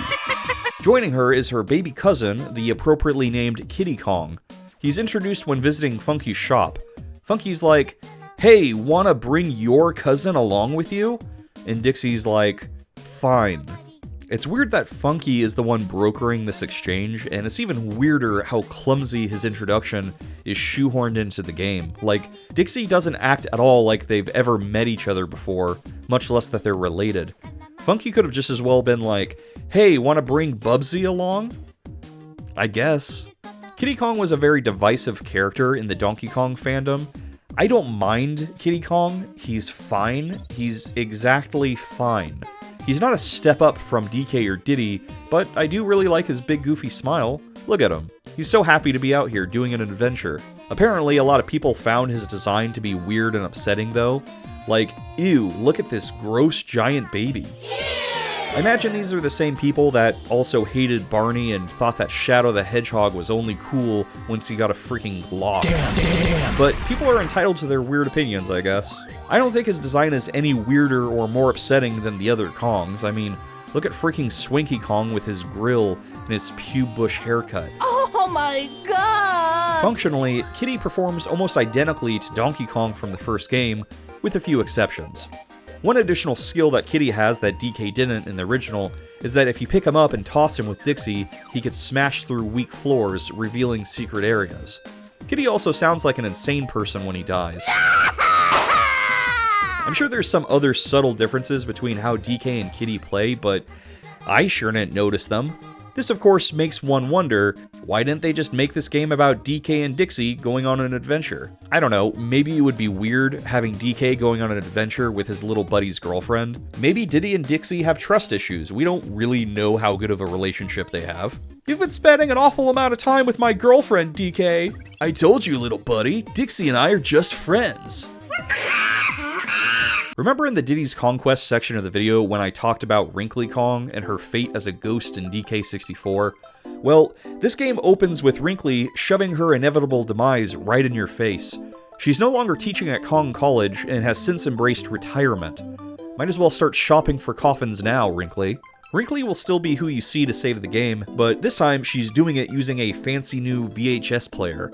It's hard to say if this is supposed to be a tongue-in-cheek joke, like she's out of touch with what's new and hip, or if that literally was supposed to be new technology. When did DVDs come out? Oh, like right when this game came out, basically. I guess she is supposed to be hip, which I guess makes sense since she's also playing an N64. Wrinkly also asks you to keep an eye out for something called banana birds. These things are, well, should I be censoring this? They're introduced with no further lore, not even the instruction manual says anything more about them or why they're important, so I guess we'll come back to them later. Funky Kong is a character that's always evolving, from Surfer Bro to Surfer Bro again to eventual soulless arms dealer. And in DKC3, he's now like a sexy tool man on the cover of Playgirl magazine. I didn't really ever use Funky's flights for the first two games, but this time around his services are essential since he'll be giving you the means you'll need to reach the first proper level of the game. I love a game that lets me motorboat. Swanky Kong is also back, but this time he's given up the game show persona in favor of a carnival barker one. At this rate, he'll be president in 20 years. I actually liked this sideshow better than the game show, as you'll get to do this fun ball-tossing minigame. They even made custom sprites just for this. New to DKC3 are the Brothers Bear, a series of backwater banjo prototypes that inhabit the northern cremasphere. Their inclusion is kind of baffling to me. You could play the entire game without ever interacting with them, which I did on a first playthrough because I simply didn't know what their purpose was. Their dialogue is just so obtuse and unhelpful for explaining what it is they want. I'll give some examples. The first bear you'll run into is Bazaar, who runs the general shop. Surely that's self-explanatory enough, right? Well, not really. He only sells two items, a shell and a mirror, and he refuses to explain what either are for. Apropos of nothing, he also makes a reference to Link from Legend of Zelda coming into a store to buy something, which is a nice touch. Then there's Brash. Brash Bear is just a huge asshole. Compared to Cranky, who's at least tongue-in-cheek rude, Brash really has no redeeming qualities. Look at him absolutely roast Kiddy Kong. He's a baby, dude, lighten up. Brash Bear will taunt you for not having a fast enough time on the river race stage. This guy at least gives an indication of what he wants from you, but as the player, why should I want to impress some stupid bear, you know? Fuck that guy. Blue Bear is another brother you'll run into at some point. One weird thing this game does is that it really doesn't give you any opportunities to soak in what they're saying or ask follow-up questions. Blue talks about how depressed he is because he assumes nobody's going to show up to his birthday. Then Dixie and Kitty just straight up walk out of the room and that's it. Absolutely savage and hilarious, but what clue was I supposed to get from that interaction? Like, what does this game want from me here? Huh? Anyways, there's a bunch more bears, and they actually are important in unlocking the secret endgame content, but I just find it weird that you can beat the game without ever having to interact with them. Like, that shouldn't be allowed. It shouldn't be allowed. I wasn't sure whether I should talk about the stages next or the animal pals next, but since the first stage introduces a new ally, let's just go ahead and talk about them first. DKC 3 really phones it in with the animal pals this time around. There's only 2 new characters, with Squawks and On Guard and Squitter returning from the previous games. The latter operates exactly the same as they did before, so that just leaves the newcomers, Ellie the Elephant and Perry the Parallel Bird. Yes, that's his God-given Christian name. Ellie is a little elephant that you could ride around on, and her main gimmick is that she could load water into her trunk and shoot it back out. That makes sense enough considering all the water-themed stages in the Northern Hemisphere, but technically it's a limitation because once she's out of water, she's pretty much useless. I mean, Squitter never runs out of webs, so why should Ellie run out of water? She's introduced in the first stage, but her role is absolutely pointless and flies by way too quickly. It's not until the Murky Mill level that you really get to spend time with this little babar son of a bitch. The stage is swarming with mice, and guess what elephants don't like? I mean, who knows if that's really a thing or not, but, you know, cartoon logic. So if you try to walk or jump past them, Ellie will get scared and run the opposite direction. The gimmick to this level is that you have to find barrels and yeet them at the rats from a distance in order for you to proceed. I think this may be the first time in the series that the level gimmick revolves around an ally's weakness. I don't think any of the other animal allies in the other games had blatant weaknesses like that. So, you know, Ellie kind of fucking sucks, right? I mean, the point of an ally is to help the Kongs do the things they couldn't normally. In this level, there's absolutely no benefit to Ellie being there. I mean, why even include her at all? If it were just Dixie and Kitty, they would have stomped those rats so hard they'd make Charlie Kelly proud. So why even include the elephant when she's just a liability? I don't get it. Next, there's Perry. No, that's Perry the Parallel Bird. That's what I said, Perry. No, it's Perry the Parallel Bird, like a Tribe Called Quest. You say the whole thing. Perry the Parallel Bird. Can we call you Perry for short? No, I'm Perry the Parallel Bird. Perry is such an unimportant ally in this game that I actually forgot he was in it, and I am literally writing this script moments after beating the game. He appears as this bird that follows the player but a few feet above you. The idea is that he'd mirror your movements, so if there's bananas or some coins or whatever out of reach, you could use him to reach them. That's it. He doesn't ever help you get across obstacles, he doesn't fight bosses for you like Squawks, who's the real MVP for Best Bird. He dies incredibly easy, as using him means you have to avoid enemies on 2 different axes. He's just not important at all. Fuck this bird. I mean it. Fuck Perry the Parallel Bird. Now, onto the stages themselves. The Northern Hemisphere is broken into 7 areas: Lake Orangutanga, Cremwood Forest, Cotton Top Cove, Mechanos, K3, Razor Ridge, and Chaos Core. The difficulty progression with these stages is pretty uneven. The first 2 areas, Lake Orangutanga and Cremwood Forest, are way too easy. And then after that, there's a pretty harsh difficulty spike, and I don't know, it just didn't jive with me. The first 2 Donkey Kong games felt like a gradual build-up for challenge. In this game, everything feels very scattered. That may also be in part to the world map feeling scattered. Don't get me wrong, it's probably the most intricate world map they've made so far, and it's visually pleasing, but it's just not as interesting. I mean, in DKC 2, you're climbing this tower that gets increasingly more menacing. It feels like you're working your way up to the goal, you know? In the Northern Hemisphere, you're just kind of hopping around arbitrarily from inlet to inlet, some of which you could complete in non-sequential order, and it just doesn't feel like you're accomplishing anything. Nothing's worse than realizing the final boss area is like a stone's throw from where you started the game. The level theming for Dixie Kong's Double Trouble is not bad. We have the pleasant lakeside dock levels, which don't provide hardly any platforming challenges at all, but I really like the design here and the happy music, so it's still fun to play. Then there's the woodshed-themed levels, which provide a lot more challenge, but are just the most visually uncreative stages in the whole franchise. I mean, everything's just brown. The tree levels I like a lot, and they provide a good balance of platforming. I just don't know why they decided to make the trees purple. I feel like I'm climbing up Thanos' shaft. Then of course there's the underwater levels, which largely do the same thing from the previous games. The game does mix it up occasionally, but not really for the better. Fish Food Frenzy comes to mind. You have a hungry fish following you at all times, and you have to swim close to other fish in order for your fish to eat the other fish. If you don't keep your fish fed, he'll go after you instead. It's an interesting gimmick, but it just ends up being so painfully unfun to play, as you have to tediously slow down and get dangerously close to other enemies every so often, and it's just a big chore. Also, I feel like it sends a bad message to kids, you know? Fish aren't supposed to eat that much. They're only supposed to eat so much. Otherwise, they'll grow really big, break your bathtub, and you'll have to put them in the swimming pool. Is it obvious yet that I have kids? The snow level has you riding in a toboggan, which basically replaces the minecart level from the first Donkey Kong Country. I like that they found a way to combine snow levels and mine levels, and the toboggan riding is a good, mostly fun challenge that feels a lot more like the platforming I wanted from this game. If I keep training at this, I might finally have a chance to beat that cocky Jamaican team. There's also the obligatory industrial-themed levels, which are fine, just fine. They brought back Squidder the Spider, which is great, but decided to put a sniper scope on him the entire level, and you have to constantly move or get freaking JFK'd.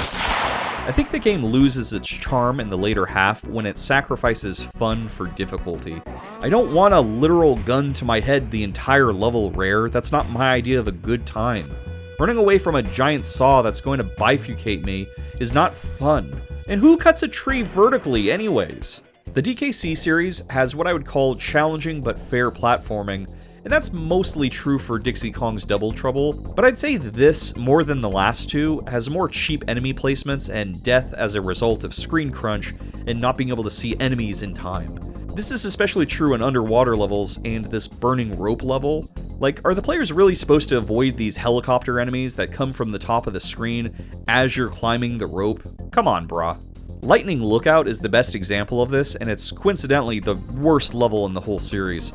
The gimmick is that, hey, don't get hit by lightning, but also you have no way to dodge it or predict when it'll strike, so you'll just be running and it'll be like, fuck you, you're dead. Isn't that fun? Isn't that a good time?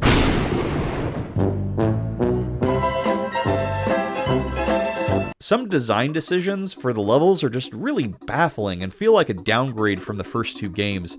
Like, each stage ends with this Mario-style flagpole that you just jump on and that's it. But in Diddy's Conquest, they made a game out of it where timing your landing meant getting a certain prize. It was nice, and they took it away. Why? Just because?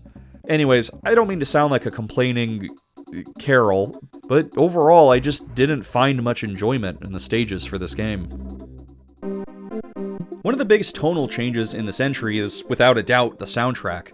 Evelyn Fisher, who contributed the soundtrack for the first two games, took the lead this time as the main composer, with David Wise assisting with only a few tracks. Because the N64 was being released, and Rare was producing a lot of projects for it, they decided it was a better use of David Wise's talents to prioritize these N64 projects. Considering Diddy Kong Racing was released the following year, I think it's safe to say he had his hands full. That left Fisher to carry the Donkey Kong Country 3 soundtrack on her shoulders. Now, don't get me wrong, Fisher is a great composer, and I think she did an okay job here, but she's no David Wise. The style and vibe is similar enough to the first two games, but just different enough that it doesn't sound quite right. Still, there's a few standout tracks.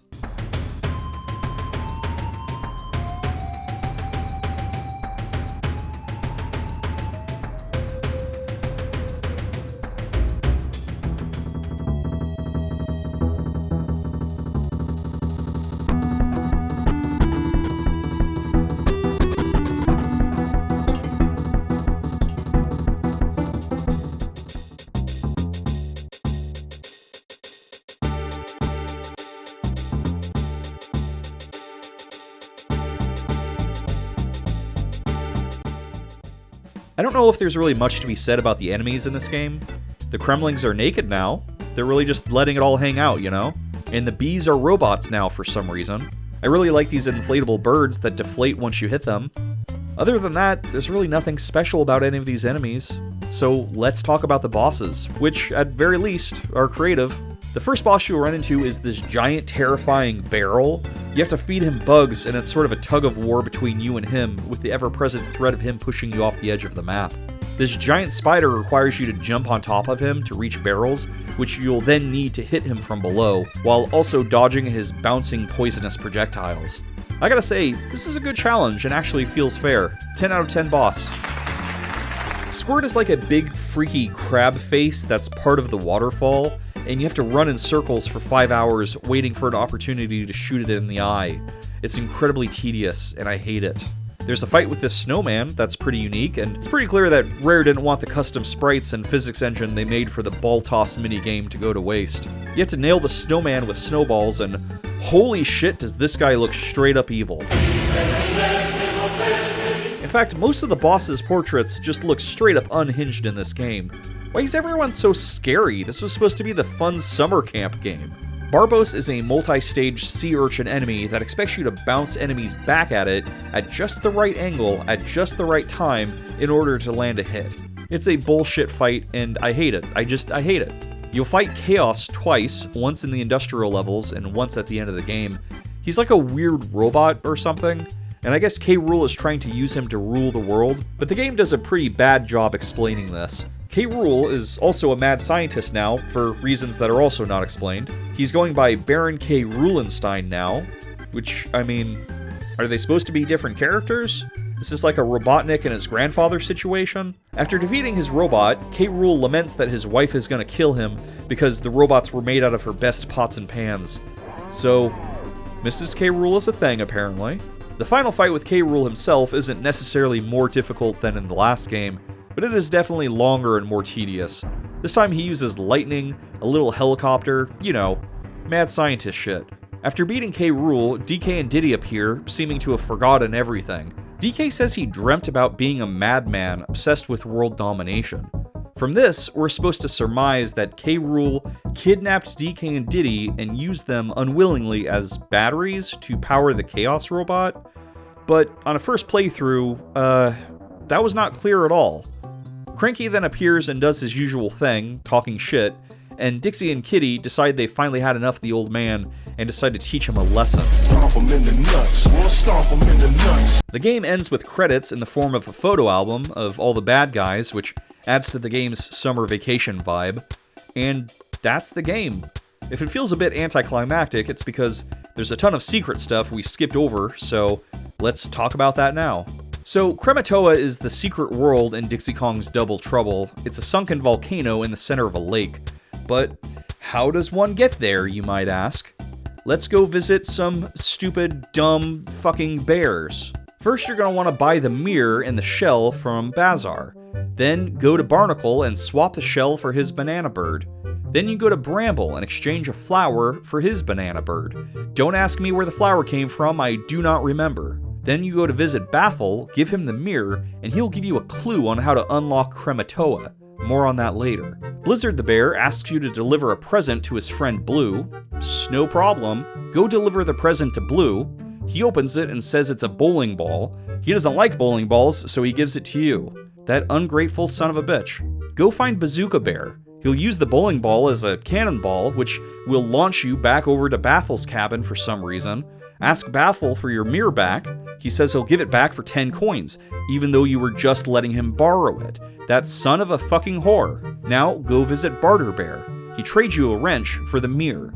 Take that wrench to Bjorn Bear. He'll use it to fix his chairlift, which will take you to a cave where you'll find a banana bird. All that for a freaking banana bird? So you may be asking yourself, how does any of this lead us to Krematoa? It doesn't. To get to Krematoa, you circle these rocks a couple times, and it will rise out of the ocean. This is based on the hint that Baffle gave you earlier on. So all the other stuff with the bears wasn't necessary at all. Anyways, Krematoa, like the Lost World before it, only lets you do one stage at a time. You'll have to use coins in order to unlock each remaining stage. Once you've beaten all 5 stages, K. Rool will emerge from the lake in a freaking submarine. You'll fight him again, and this time, the battle is completely different. it's a lot harder and a lot longer. That's what she said! After K. Rool is defeated, for real, you get nothing. Good day, sir! Well, here's the thing. Looks like all the bullshit with the bears was necessary, after all, in order for you to get all the banana birds. Well, that and having Funky upgrade your craft to a gyrocopter so you could fly to hidden areas on the map where the remaining banana birds are. So only after collecting all 15 banana birds and then defeating Submarine K. Rool can you get the true ending. The banana birds fly Dixie up to the clouds where she meets the banana bird queen, who's behind some sort of magical barrier. She says that K. Rool cast a spell to imprison her, but now that all of her children are gathered together, she can break the spell. The queen is freed and she chases down K. Rool and drops a giant eggshell on him. Really? That's his big punishment? An eggshell? How about arresting him or something? Yeah, it's a weird secret ending. I mean, the banana birds really have no depth or characterization to them. Why K. Rool captured them or how he was able to cast spells, just none of it is explained at all, and why should we care because it doesn't affect the main game in any way at all? I'm all for 100%ing a game, but this just felt like a huge waste of time. Oh, sorry, in this game it's 103%. I didn't know where else in the video to put this, but to close out our series of horrifying game over screens, let's take a look at this one from DK Country 3. Now, this one isn't nearly as bad as the others, but it's still a little off-putting. Mostly due to the sheer blackness swallowing up everything not in the foreground. Dixie looks more annoyed here than anything, but Kiddy Kong just looks so sad with his baby face, pouting, being made to stay a prisoner in his crib. You may have noticed that I didn't mention any print ads in the Diddy's Conquest section of the video, and that's because there really wasn't a ton of advertising for that game, compared to the first DKC at least. Fortunately for us, the ad department for Dixie Kong's Double Trouble decided to step up their game immensely. This ad features a tatted and pierced gorilla, which, don't worry, we'll talk about that in a second. Meet Donkey Kong's new wild child. You want wild? We'll show you wild. We'll show you a Donkey Kong you've never faced before. Why does this sound like a threat against the reader? Because you've never come up against bosses like this, never played on levels like this, and never seen a character as wild as Kiddy Kong. That may be actually the wildest claim in the whole ad. I mean, I get that a lot of times there's a lack of communication between the developers and the marketing department, but there's no way anyone was looking at Kiddy Kong and thought to themselves, this character is wild. I mean, they put a graphic of him right there, like they knew what he looks like. Anyways, back to the giant gorilla, who I think is supposed to represent Kiddy Kong, which is just insane. He's got a nipple ring. He's got a cowbell chain. He's got a skull and crossbones tattoo, and I'm pretty sure that's an ape skull, which is a nice detail. He's got a tattoo of some random shirtless floozy. What the hell was happening over at Nintendo's marketing department? This ad I also really enjoy. It's pretty self-explanatory. Here we see Tarzan, king of the jungle, preoccupied with a copy of Donkey Kong Country, and this has apparently caused a rift in his relationship with this chimp, who presumably is his spouse, or at very least casual lover, so this monkey is packing its bags and leaving his ass. Obviously, this kind of ad raises more questions than it answers, like why Tarzan is playing Donkey Kong Country 1 in an ad for Donkey Kong Country 3, or why the chimp has male pattern baldness, or what the hell the TV is plugged into, but overall, it's a good ad and effectively portrays how addictive these games are and how they'll destroy your relationship with your loved ones. Anyways, that's Donkey Kong Country 3. It sold fairly well, but with the release of the N64, it would be the last Donkey Kong game on the Super Nintendo, and the last mainline Donkey Kong Country game for quite some time. DK would have some interesting journeys to go on before he found himself returning to the country. As for his final SNES outing, I'd say it was fine. As a standalone game, I think it's perfectly serviceable. It's just really hard to enjoy off the heels of Diddy's Conquest, which was superior in every way. But I certainly didn't mind getting to play as Dixie one last time, and Kiddy's really not so bad. It could have been a lot worse? I don't know how to end this video. Here's a terrifying ad now for you to watch. I apologize ahead of time, but also don't blame me because I didn't make it. Enjoy. Something wild is coming. Something you wouldn't expect. It's Donkey Kong Country 3. 3 starring Kiddy Kong. Uglier bosses, incredible levels, and graphics you won't believe. Donkey Kong Country 3 on Super NES. There's something you don't see every day.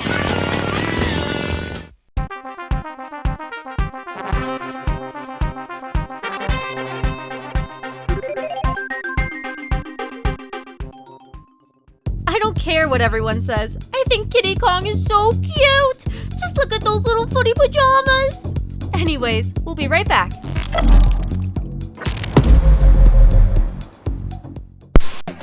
He's the beast you loved on Super NES.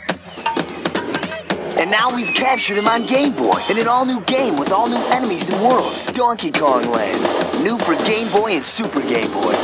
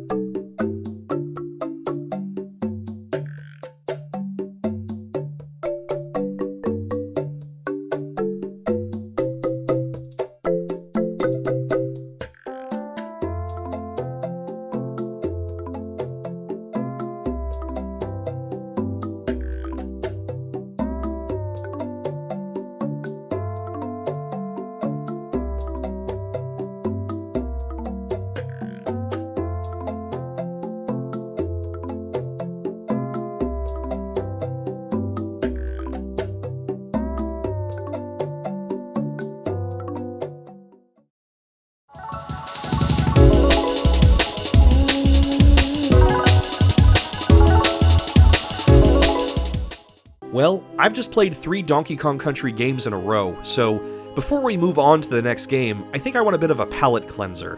So, with your permission, I'd like to gently take your hand and escort you to the land of Portal Fantasy. In Portal Fantasy, you collect these creatures called Porbles and have them fight each other. This one's name is Lizord, and I just really enjoy that. I think the thing I like most about this game is easily the presentation. It has this pixel art style that reminds me a lot of old SNES RPGs, and it's really charming. I'm charmed. The music is also really good. It captures the spirit of adventure really well, and it makes me want to keep playing just to listen to the soundtrack. You can pick your starter Porble, and it's between Charpup, Axelil, and Groobeat. I actually wanted Axelil, but I accidentally clicked on Groobeat, but that's okay. I'll learn to love him. This is probably something people in arranged marriages tell themselves, but I mean it. It's gonna work out for me. I'm not in denial. The battles are kind of like Pokemon meets Final Fantasy.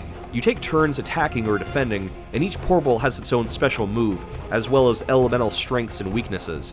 When a Porble is weakened, you can try to catch it and add it to your roster. We were once enemies, but now we are lovers, Toad Shroom. There's a lot of fun to be had outside of battles, too. The world of Portal Fantasy is lush and vibrant and full of cool stuff, like these magic portals you could use to transport yourself to other areas, or this suspicious-looking cat. The dungeons even have some light puzzle action, which is something I genuinely have not seen in an RPG since the Golden Sun days. What happened to dungeon puzzles, guys? A giant empty room full of enemy encounters isn't a dungeon, Tales of Vesperia. Yes, I'm calling you out, Bandai Namco. Portal Fantasy has a demo you could play now, and it's coming out soon, so I'd suggest you all add it to your wishlist on Steam. These Porbles are genuinely really cute, and it's easy to get attached to them. Toad Shroom, no! Dive into the world of Portal Fantasy. Go and check it out on Steam today.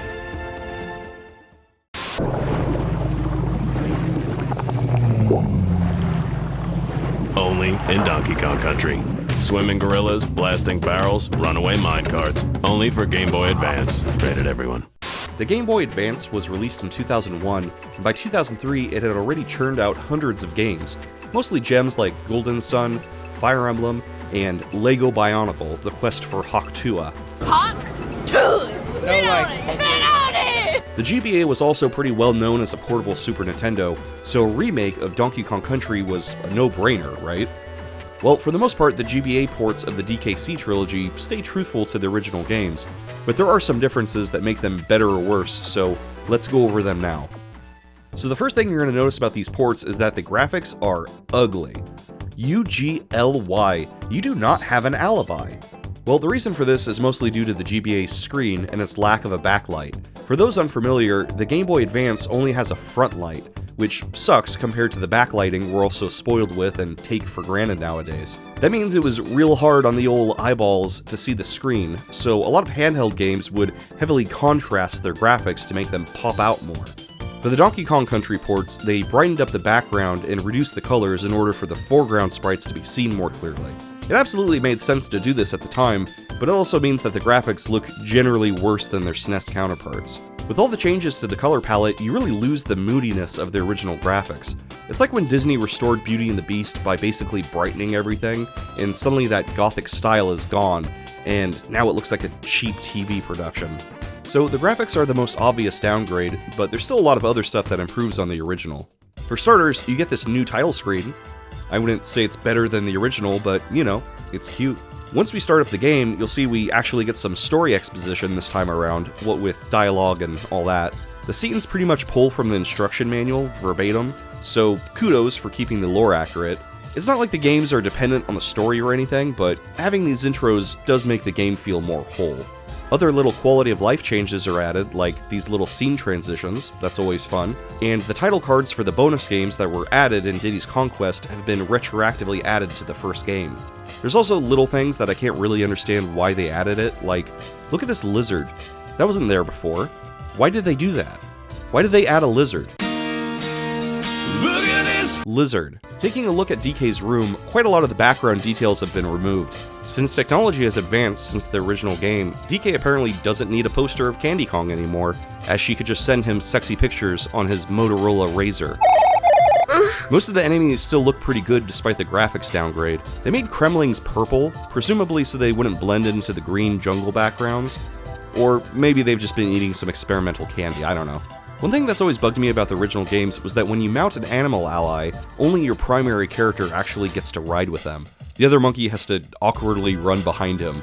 I kinda get that with Espresso or On Guard, but are you gonna tell me that Rambi can't hold both players at the same time? This isn't Rose's door from Titanic, there's room for both. Well, the GBA port fixes this, so now both monkeys get to ride.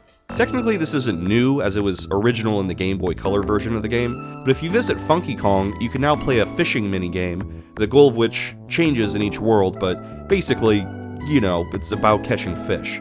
If you collect them all, you'll be rewarded with pieces of a photograph. Collect them all and you'll get this picture of DK and Diddy fishing. Candy Kong also has her own unique minigame called Candy's Dance Studio. You're supposed to hit the button prompts as they scroll by the screen, and yes, it's literally just Dance Dance Revolution. Oh my god, why does Donkey Kong look so weird? The level warp barrels now take you to this strange and slightly off-putting dimension. I don't think that was in the original game. The world map looks completely different. Not really a fan of this. Don't mess with perfection, you know? You wouldn't redo the Mona Lisa, would you? You wouldn't steal a car. You can also unlock some other photos as well, but they're literally just concept art from the SNES game. So if you like really compressed, bad quality images of renders made in the 90s, here you go. After beating K. Rool, you'll get a brand new ending. The enemies still do their parade, but it's on the pirate ship this time, which seems more appropriate than, you know, DK's living room. Funky, Candy, and Cranky even show up to congratulate DK and Diddy on their victory. Then K. Rool walks up and he's just like, "Can you guys leave?"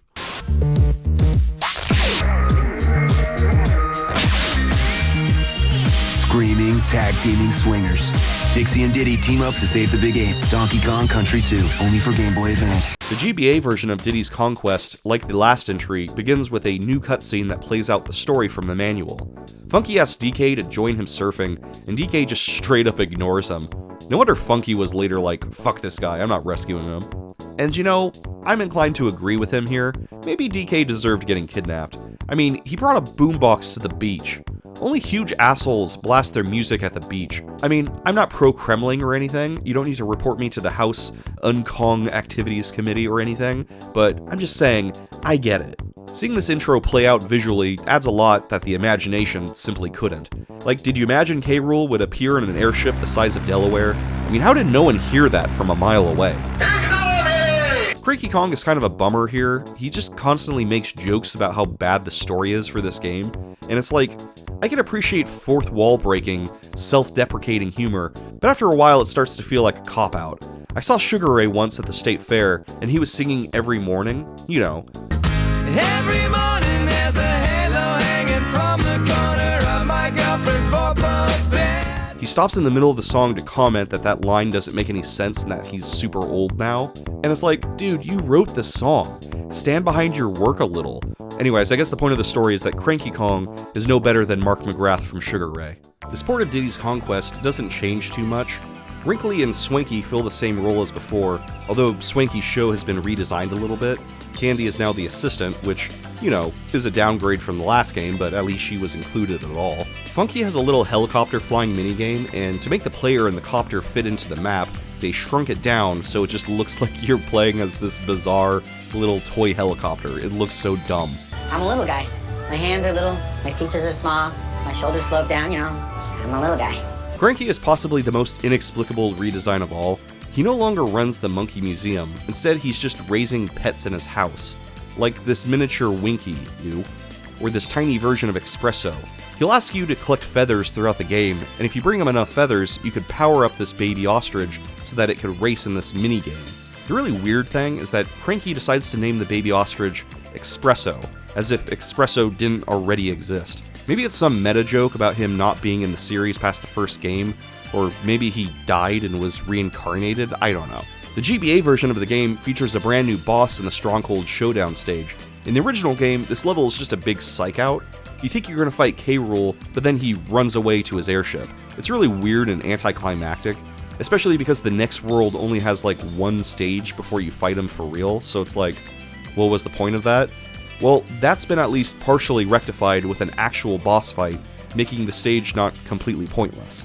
You fight Kerosene, a giant dragon lizard man. Why are all the Kremlings so buff? I think some of the folks at Rare had like a sexy lizard kink. I mean, I ain't judging or anything, just saying there's a lot of buff lizard men in these games. There's an endgame cutscene added here, where we see the Kongs actually escape K. Rool's ship thanks to Funky Kong. Oh yeah, let's just jump into a helicopter from above, that's a great idea. Cranky's Hero Award at the end has also been redesigned. They got rid of the Sonic and Earthworm Jim jokes, probably because by 2003, they really weren't a competition anymore. He's already dead! The biggest and possibly most controversial change to this port is that at the very end of the game, after defeating K. Rool again in the Lost World, as he's sailing off, Funky Kong just straight up nukes K. Rool. And it's like, dude, he was running away. He was unarmed. I thought you were chill, Funky. Arguably, this is the moment Funky developed his bloodlust and decided to be an arms dealer. I'm sure some people will try to justify Funky dropping the bomb, but ultimately, history will be the final judge.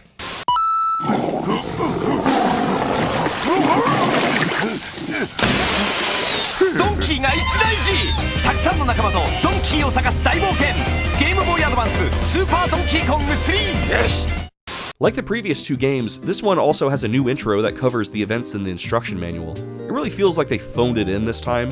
Like, they are literally using a screenshot of the last game here, and this shot of Dixie is just pulled from the end of Diddy's Conquest. Talk about cutting corners. Boo! Boo it is! Wrinkly's whole aesthetic is completely different. Rather than being a cool grandma that plays video games and does jazzercise, she's now living a solitary life in this tomb, training to learn how to be a Force ghost before she dies. Master Qui-Gon, you've returned. I was here all along, Wrinkly Kong. Continuing the trend of unnecessary minigames, if you visit Funky, he'll let you play a game where you viciously gun down Kremlings with your Mad Max boat. Oh my god, Dixie, they have families. Cranky Kong is now running a karate dojo, because why the fuck not at this point? He'll introduce a new minigame where you have to block attacks from these little red hedgehogs. I feel like it was a missed opportunity not to make them blue, but I guess Nintendo was over it. Remember how many freaking bears there were before? Well, now there's more. This is Bachelor Bear. Just look at this dude. This bear fucks. Swanky Kong has decided to axe his ball-throwing game in favor of this new one where you run through a long shaft for no reason. And if this Game Boy Advance 3D doesn't absolutely destroy your eyes, then you might just be invincible. For some reason, all the bears got a pretty dramatic design change. My uneducated guess would be that they wanted to disassociate any resemblance to Banjo for copyright reasons. I mean, why else would they make Bazar look like a big buff daddy? Look at that daddy bear. A new map was added called Pacifica, and it has 6 brand new stages. That's pretty cool. I haven't mentioned the music for these GBA games because for the first 2 games there really wasn't much to say. They're just compressed, scaled down, and slightly rearranged versions. In DKC 3 though, the entire soundtrack was remade from scratch, this time with David Wise taking the lead again. Here's a comparison of Stilt Village.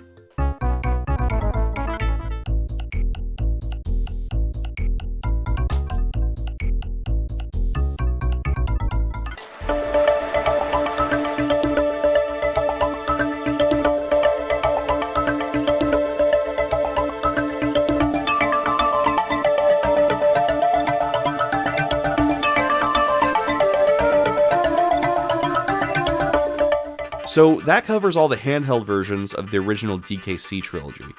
Fans seem pretty split on which games are the definitive versions. I'm inclined to say the originals will always be better, but there was definitely a lot of new content added for the GBA ports that shouldn't be overlooked. If you're a huge Donkey Kong fan, you may want to give these games a try. And if you're not, why the hell are you still watching this video? Anyways, the DKC series would take quite a long hiatus after this, but don't worry, eventually, Donkey Kong would return.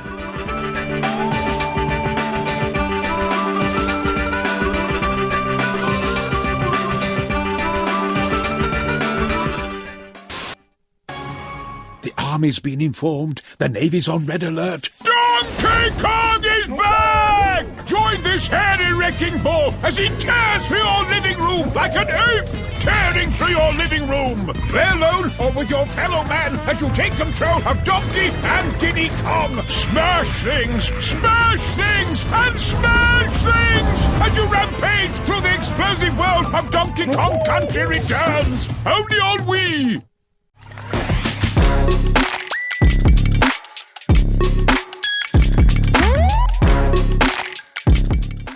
I feel like I should mention DK64 briefly.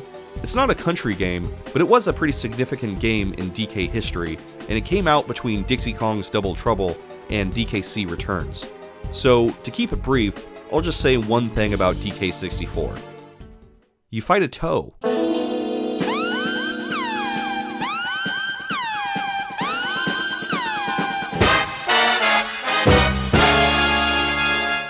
So, to really paint the picture of how Donkey Kong Country returned, we're gonna need to go back to 1998. It was the end of Seinfeld, Titanic became the first film to earn $1 billion at the box office, and most importantly, Retro Studios was created. Jeff Spagenberg was a video game producer who had a ton of experience running other studios, notably Iguana Entertainment. They made the Aero the Acrobat games, the NBA Jam series, and Turok.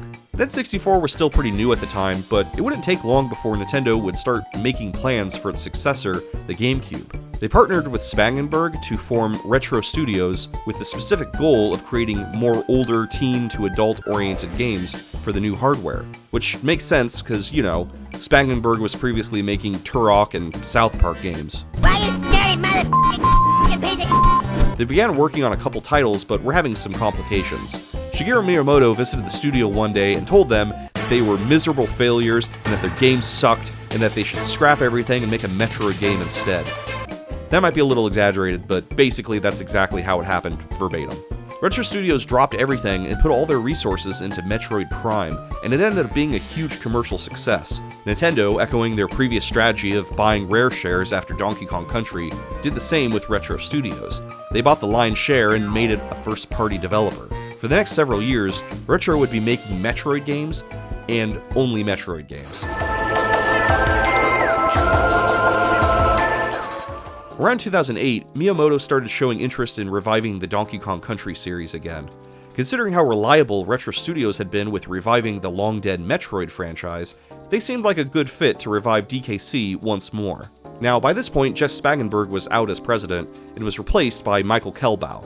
Kelbau, maybe by complete coincidence, had worked on some of the Donkey Kong Country and Donkey Kong Land games in the past as a product tester. So when presented with the opportunity to make his own Donkey Kong Country game, he excitedly took it. Miyamoto reportedly told him, "Donkey Kong is my baby, you better get this right." so, no pressure. A lot of the staff at Retro were big fans of the original DKC trilogy, so they spent some time replaying those games to try to match the vibe and pinpoint what elements worked and what made them so special. Returns was finally shown to the world during E3's 2010 show. It was met with positive feedback from the audience. I think not a lot of people expected a new country game after Rare was bought out by Microsoft in 2002, so it was a pleasant surprise. Nintendo and Retro did a lot to promote the game, like partnering with Chiquita and putting DK stickers on their bananas. Kobayashi even ate a bunch of bananas to promote the game. I mean, bananas are pretty close to hot dogs, right? But probably the most glorious bit of viral marketing from the Retro team had to be their banana horde stunt. In Sydney, Australia, they piled 10,000 bananas in Circle Quay and encouraged people to play a demo of the game on a giant inflatable screen. I left a banana in my lunch bag for 3 days, and a year later, my bag still smells like bananas. I can't imagine how long it took Sydney to get rid of the smell of 10,000 bananas. That's crazy. Anyways, let's dive into the game itself now, starting with the story.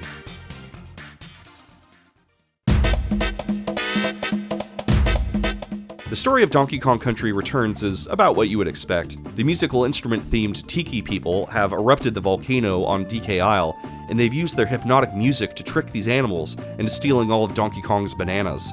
They try to hypnotize DK as well, but he's immune to their spell. I like that DK's saving grace here is that he can't be hypnotized because he's just a big dumb ape already.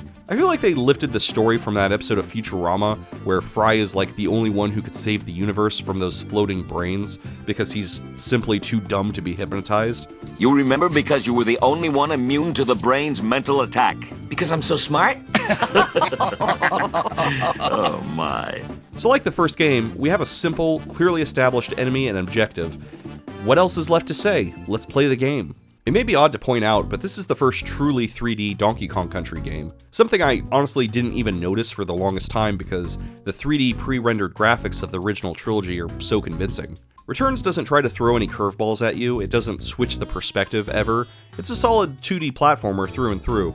There's a bit of charm gone from the original style. The darker colors and moodier feel just don't translate to true 3D. Plus, the art style they chose is generally a lot more vibrant and just not similar to the original in any way. That's not necessarily a bad thing, but everything definitely looks different. I don't know if I really like the character design, to be honest. Everyone, especially some of the bosses, have this illumination kind of design, like they remind me of the Minions for some reason. Or maybe a hybrid between the Minions and the Rabbids. Here's a look at the first boss, Mugly. Now here's some of the previous bosses. It just doesn't vibe with me. That being said, the graphics and designs for the stages themselves are phenomenal. The stages are really the selling point for this game. There's just so much happening here. In the original trilogy, the backgrounds had to be static images due to hardware limitations, and you could tell the Returns team had a lot of fun making a DKC game free of that handicap. Whether it's a kraken in the background destroying your platforms in the foreground, or this tsunami that's coming right at you, forcing you to hide behind something, the world really feels alive and dangerous. Occasionally, the game will do these silhouette levels where everything becomes shadowed and you have to rely a little less on the details and more on your own instincts to get through. It's a really cool effect, and the levels themselves are really fun to play. It's levels like these that really sell how good Returns' gameplay is, that you could basically just turn off the 3D and it plays just as well. The crazy thing is this doesn't feel gimmicky either. Like in one of the factory levels, you're silhouetted because of the dense fog. That feels real to me. There's also this really cool feature that's used in a couple levels where DK could be sent to the background, complete an objective, and then be sent back to the foreground. This idea was apparently lifted from Wario Land on the Virtual Boy. Nostalgia was a huge influence on the direction of the game. Miyamoto said he wanted players to feel like they were reliving Donkey Kong Country, in the same way that the new Super Mario Bros. Was a callback to older Mario games. That being said, the majority of the tracks in Donkey Kong Country Returns are just remixes from the first game.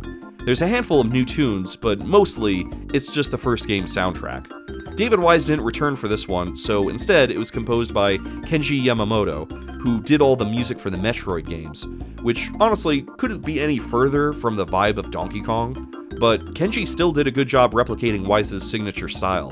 Here's a couple tracks I liked in particular.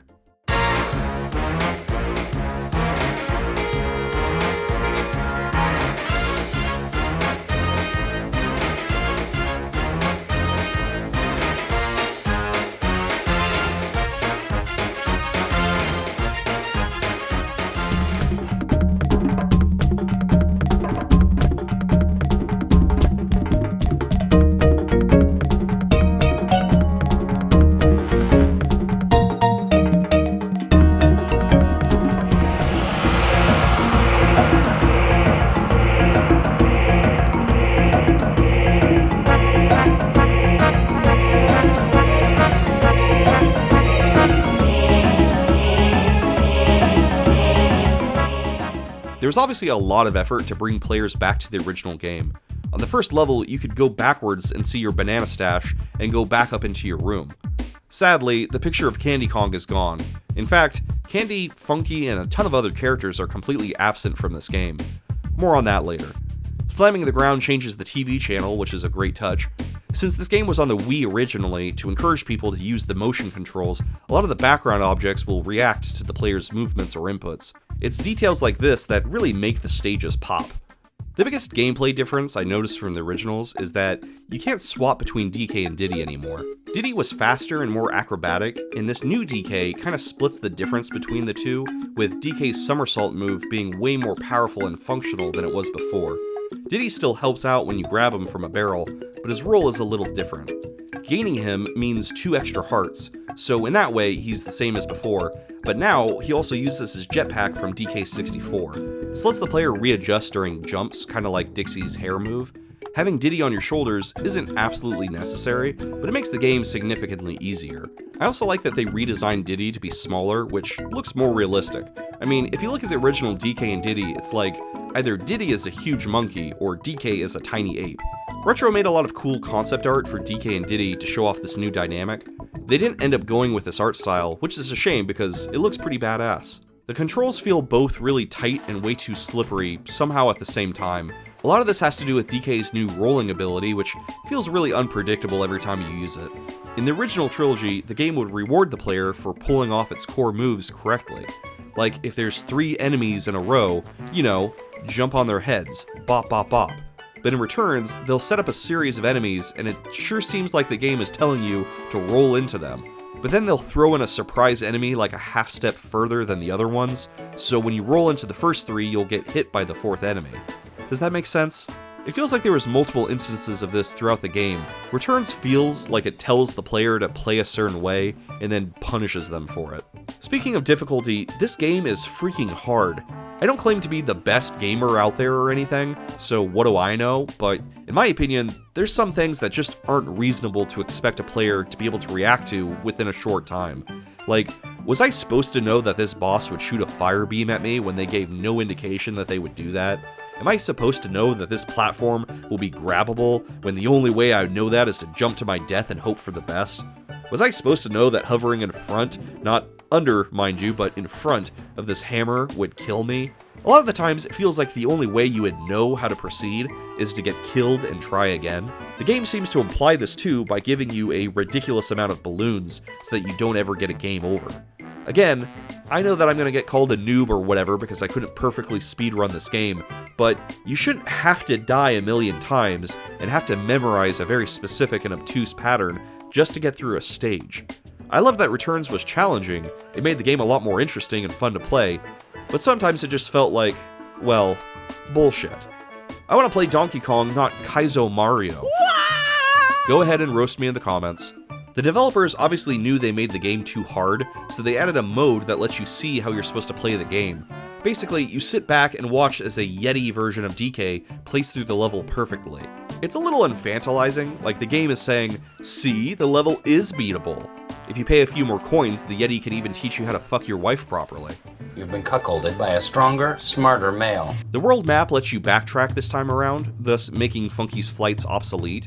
I don't know if Rare owned the rights to Funky or Candy or what, but a lot of the original cast are oddly missing here. It could simply be that Retro Studios wanted to narrow down their focus to just Donkey and Diddy, you know? A quality over quantity sort of thing. But their presence is definitely missed. Especially after Candy's redesign for DK Jungle Climber. Holy shit, guys, why did we abandon this? You better get the best one. Miyamoto, like he had in the original trilogy, popped in here and there to offer suggestions. DK's blowing move was Miyamoto's idea, and one that originally baffled the Retro Studios team. I want you guys to make DK blow. I thought you wanted us to do a good job with him. No, I want him to blow. So you don't want us to do a good job? No. No, you don't want us to blow? I want DK to blow. I don't think we're understanding each other here. Sakurai, can you translate for us? I think he wants DK to blow. Yes, and I want Kirby to suck. That's not a nice thing to wish on someone. We work really hard. Why do you want Kirby to blow? I want DK to blow. I want Kirby to suck. I don't think he believes in us, Sakurai. And scene. This is the first Donkey Kong Country game that doesn't include water levels. Apparently that would have conflicted with the game's pacing, and honestly, I don't miss them very much. I do miss aquatic ambiance, but fortunately for us, it does play once during the blowhole bound level.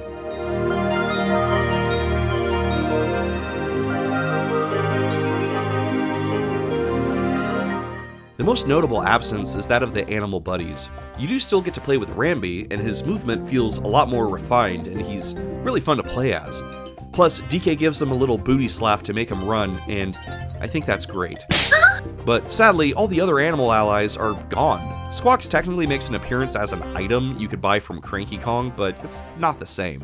So let's take a moment to mourn and celebrate all the animal friends we've lost for this adventure.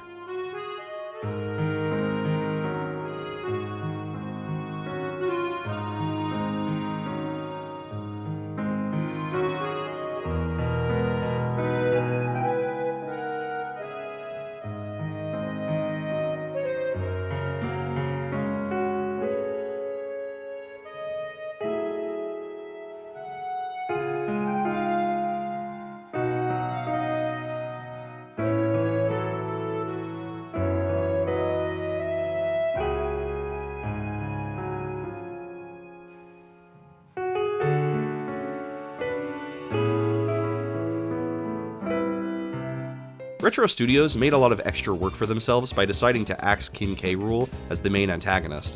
Without him, naturally, there's no Kremlings either. In fact, I'm pretty sure that none of the enemies from the original trilogy appear here. Instead, they've been replaced with the Tiki tribe and their various minions. They're a good fit for the tone of the game, and like the original Donkey Kong Country, they serve as less of a challenge and more of a foil for the stages themselves, which are the real challenge. The game's biggest weakness, in my humble and correct opinion, is the bosses. You'll fight one boss at the end of each world, just like always, but in complete opposition to the pushover bosses from the first Donkey Kong Country, these bosses are stupid hard, and their fights drag on forever. This fight with the 3 pirate crabs is so incredibly tedious. Like, how many times do I need to flip these crabs? How many times do we have to teach you this lesson, old man? This minecart fight with the mole was the absolute bane of my existence. It's so unnecessarily hard, and throws out way too many variables that feel like they're out of my control. I don't know, maybe I'm just a fake gamer, but sometimes this game really feels unfair. The mole boss does get extra points though for being the reincarnated dramatic look gopher. For a game that puts so much emphasis on speed and not adding anything superfluous that would slow down the tempo, really doesn't seem to mind the player hitting a freaking wall with these really long, drawn-out boss fights. Donkey Kong Country Returns knows that it's working with the same stage theme archetypes from the previous games, so this time it doesn't try to be cute with the naming. It's not Jungle Japers or Beach Bonanza, it's just Jungle World, Beach World. There's also the ruins, caves, forest, cliff, factory, and volcano. The first 2 worlds are perfect, no notes. The jungle stages perfectly capture the spirit of the original game, and the beach levels are a lot of fun too. Between riding on the back of a whale, to avoiding a kraken, to crashing a pirate ship, there's a ton of variety and stuff to do. Things start to take a turn when you get to the cave world. You remember how the minecart level was the hardest and most frustrating level in DKC? Well, take that and make it multiple stages, and also it's completely off the rails now, and also fuck you. This stage where you're riding a rocket between these gears is so freaking stressful, and it reminds me of that opening scene from Christmas Vacation. And I swear, the collision detection on these obstacles is so sensitive. Generally, I'm not a fan of the industrial-themed levels, but this level where DK and Diddy visit the dildo factory is a lot of fun. The Muncher Marathon level has you running away from a swarm of baby spiders, which is literally my worst nightmare. Phew, I got away from them. Oh no, they're back! If you've noticed a theme yet, it's that this game starts off chill and has a pretty steep difficulty spike. I think this peaks during the factory levels, but the volcano level is also pretty challenging. Once you've gone to the center of the volcano, DK and Diddy face the leader of the Tiki Tax, Tiki Tong, who is definitely not just Andross from Star Fox. After an extremely hard fight, and some fuckery from Tiki Tong, DK finally defeats him by hitting him with the freaking moon. You want the moon? Just say the word and I'll throw a lasso around it and pull it down. Hey, that's a pretty good idea. I'll give you the moon, all right? I'll take it.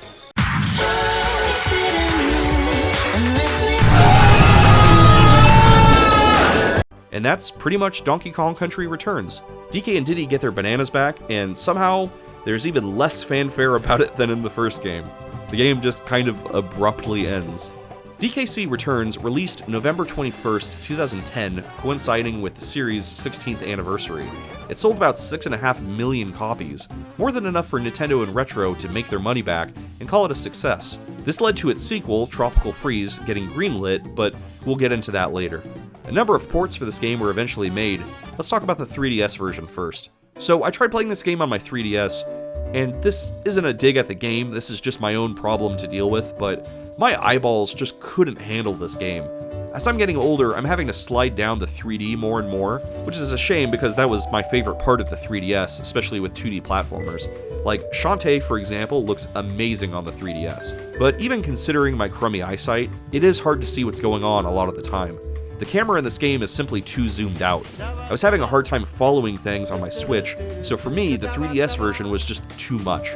In fairness, this game wasn't originally made for such a small screen, and it would have been nice if the studio that ported it could have made considerations for that, but c'est la vie.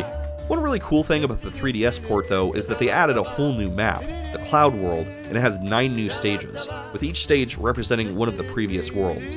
Beating the Cloud World gives you the Banana Mirror, which unlocks Mirror Mode, swapping all the stages horizontally.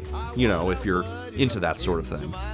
It was also released on the NVIDIA Shield to the celebration of the 5 people who owned an NVIDIA Shield. In January of 2025, this game was re-released for the Nintendo Switch as a full-priced game. For a lot of people, I'm sure the $60 price tag is a tough pill to swallow, especially for a port of a 15-year-old Wii game, and with the Switch 2 just around the corner, the release of this game, now of all times, is kind of baffling. But then I remembered that an entire generation was born and became teenagers in the time between the game's original release and now, which is wild. So I guess the game is mostly for them. As far as the port goes, it's an HD version of the Wii version, and that's it. It adds a few features from the 3DS version, but otherwise, it's pretty much unchanged. You could just as easily play the original on Dolphin if you just want an upscaled version of the game, but, you know, portability is king, and this is definitely the sort of game you'd want to play on the go. For $60 though, come on Nintendo. Feeling a little bougie, are we? In fairness, this may be the last time we get to see classic Donkey Kong before his apparent redesign for the Switch 2. What the hell is even that? I don't think he looks like absolute ass, why would you say that? Daddy, chill. Well, with Donkey Kong Country Returns complete, that leaves only one game left in the series. It's been quite a ride. Now, let's see if it ends on a good note.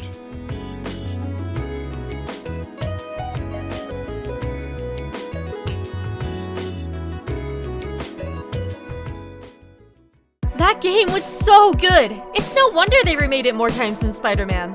We'll be right back.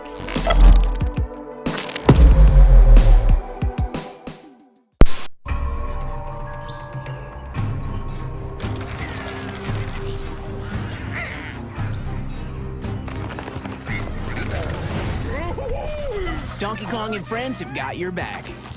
You can partner up with Diddy Kong, Dixie Kong, or Cranky Kong to defeat the ice-cold snowmads. You can journey across 6 new lands to take back a frozen Donkey Kong Island. Donkey Kong Country Tropical Freeze, only on Wii U. Rated E for everyone.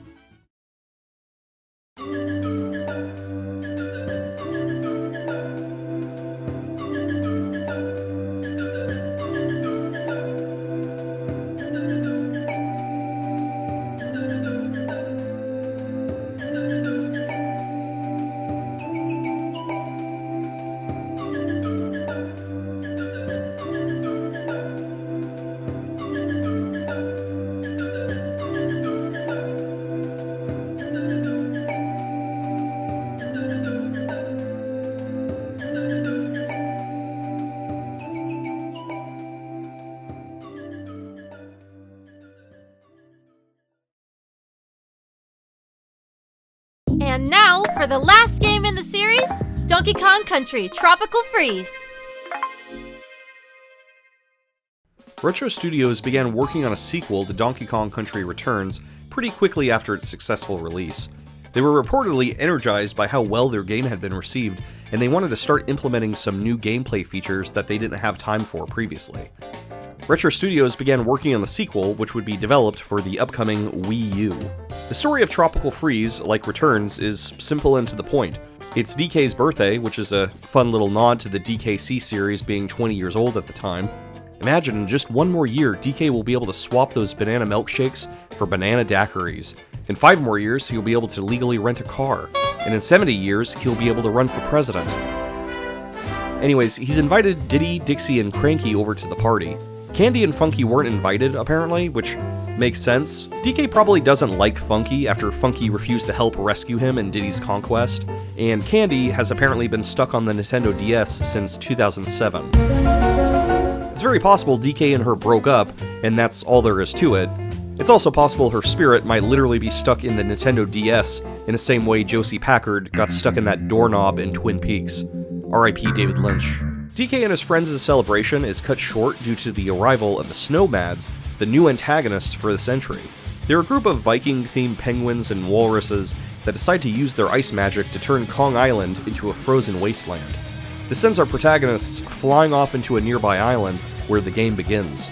Like the Tikis from Returns, these enemies are basically just ruining everything because they're assholes, and that's all you really need to know to get started. Fan favorite Dixie Kong has joined Diddy and serves a similar role. Since Diddy's jetpack more or less mimics her hair glide from DKC2, the developers altered her ability slightly. Now, using her hair gives DK a little vertical boost. Imagine if someone gently blew up into your ass, and out of surprise you kind of hopped up into the air for a moment. That's basically what she brings to the table. Also joining the party, freaking Cranky Kong. That's right, that old, condescending asshole finally gets to show off his moves for the first time since the original Donkey Kong. He uses his cane as sort of a pogo stick, which lets you jump higher, attack enemies, and traverse dangerous grounds. And yes, this move is lifted directly from Scrooge McDuck. Larry, I'm on DuckTales. Because Cranky is a player now, Funky Kong has taken over as the item store guy, finally giving him something to do since Returns' world map hopping made his flights obsolete. You may be wearing a tank top and cut-off jean shorts, but that doesn't mean we're gonna forget that you're a war criminal, Funky. He's also joined by Tox, who helps him run the shop. Tox is like a cooler version of Squawks, and the reason we know he's cooler is because look at how fly those sunglasses are. Damn, Tox, you can get it. Funky's inclusion is definitely a positive for this game. I just don't know what Retro Studios was on when they decided to make this his voice.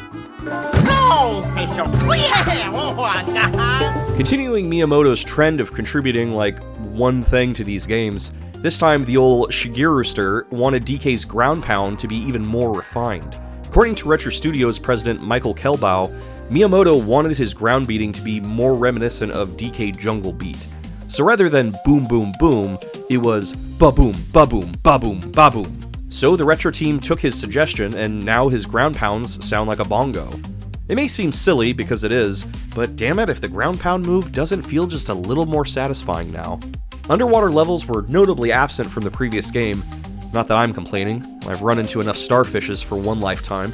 No!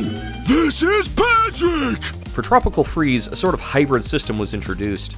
Now DK could jump in and out of the water, with a lot of the stages being designed around this concept. I think this idea was technically first introduced in Dixie Kong's Double Trouble, but it really wasn't utilized very much in that game at all.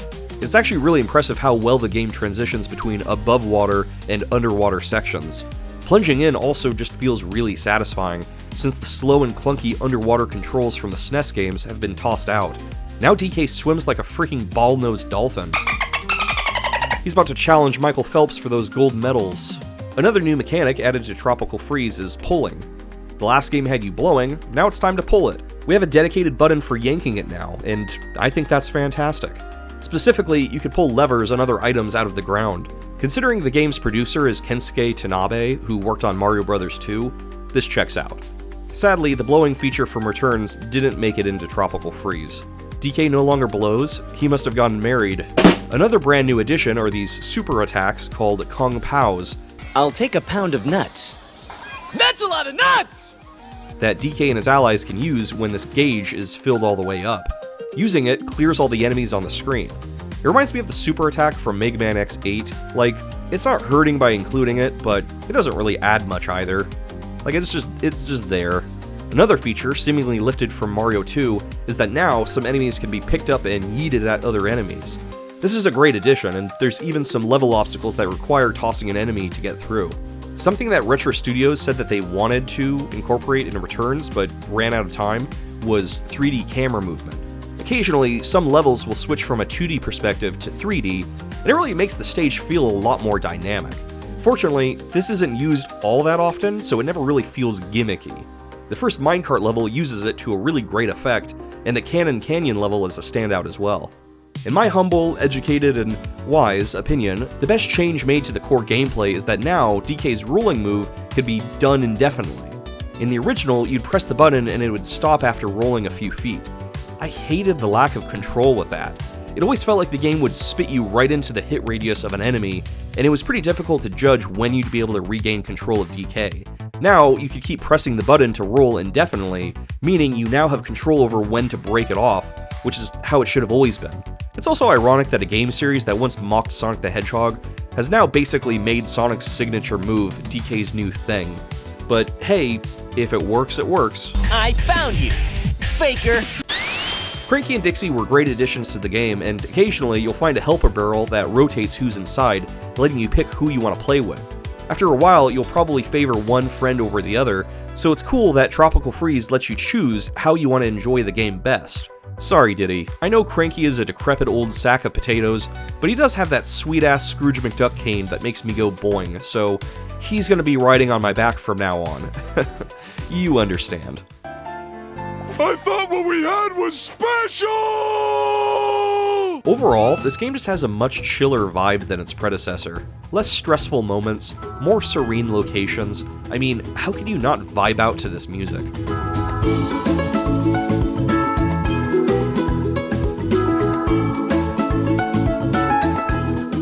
The art style and graphics are largely unchanged here, just a better resolution since it's on the Wii U now rather than the Wii. Some things look a lot better though, like there was a lot more care put into the fur and the water textures. They look pretty good. And of course, Funky's jean shorts are the real star of the game. The better processing power for the Wii U meant the game could handle a lot more happening than before. Like, look at this level with Rambi where absolutely everything is falling apart. This level is basically my mental well-being on a daily basis. Is it horrifying? Yes, but damn does it look good.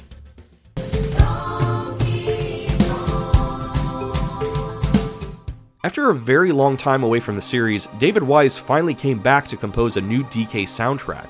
Evelyn Fisher didn't return though, and instead, he was aided by Aidan Griffin. Wise made a new arrangement of aquatic ambience for Tropical Freeze.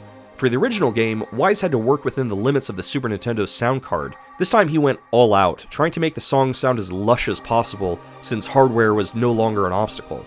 Here's a side-by-side of the songs.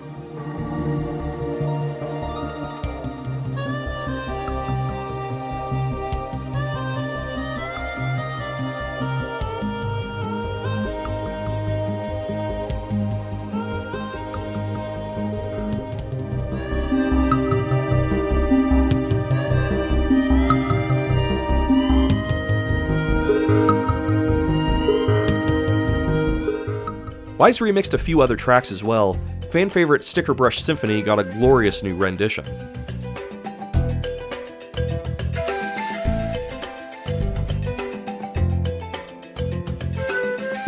While the remixes are great, the best part about Wise's return for Tropical Freeze was getting an entirely new score.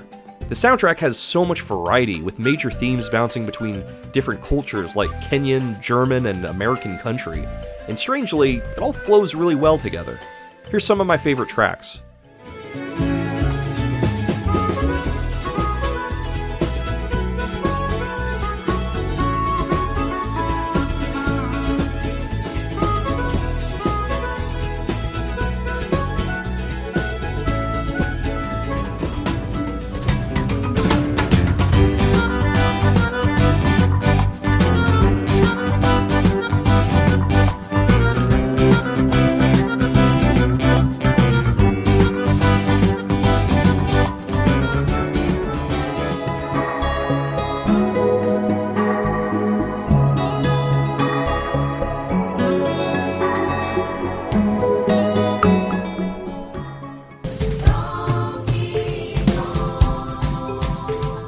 good chunk of the enemies in Tropical Freeze are the Snowmads, these adorable but vicious little penguins. I mentioned in the returns part of the video how the character designs reminded me of Illumination, and the Snowmads just solidify that. I mean, tell me these aren't just the penguins from the Mario movie. They come in a lot of variations. These penguin archers shoot arrows, which is funny, but also seems pretty wasteful considering that's all penguins eat. Imagine if I got into a fight and I just started unloading Doritos Locos Tacos on everyone. There's also more domestic enemies this time around, meaning weird freaks you come across that are only enemies because they're in your way. Like this praying mantis with the face of a bulldog. Huh? Like, what even are you, bro? Who made you? The bosses in this game take the form of generals in the Snowmad's army, rather than just randos who are hypnotized. Pompey the Sea Lion is the first boss you'll fight, and while he's not a pushover, he's definitely a lot easier than the bosses from Returns. Overall, the boss fights in Tropical Freeze feel a lot more fair. Like, you're actually given enough time to attack, and a heads up when to dodge and whatnot this time around. Unfortunately, my biggest issue with the bosses from Returns is that their fights dragged on for way too long, and that's also the case here. It's a little more forgivable this time though, because I think the Snowmad bosses are much cooler. Like, look at this freaking owl from the Guardians of Ga'Hoole over here. What a stunner. What a cool owl. The only boss that I had any frustration with was this pufferfish. I mean, an underwater boss was always going to be a pain in the ass, and yeah, swimming is improved in this game, but it's still clunky and inaccurate. To make things worse, the level boundary is surrounded by these spikes that hurt the player, which you may swim into a lot because it's very difficult to control your momentum when doing little swimmy speed bursts. So basically, this boss is a huge pain and kind of feels like the cheap shit we had to deal with in Returns. Thankfully though, this is the exception to the rule and all the other bosses are awesome. For the first time since DKC3, we're no longer just ascending Kong Isle. Instead, the world map is divided up between a series of nearby islands.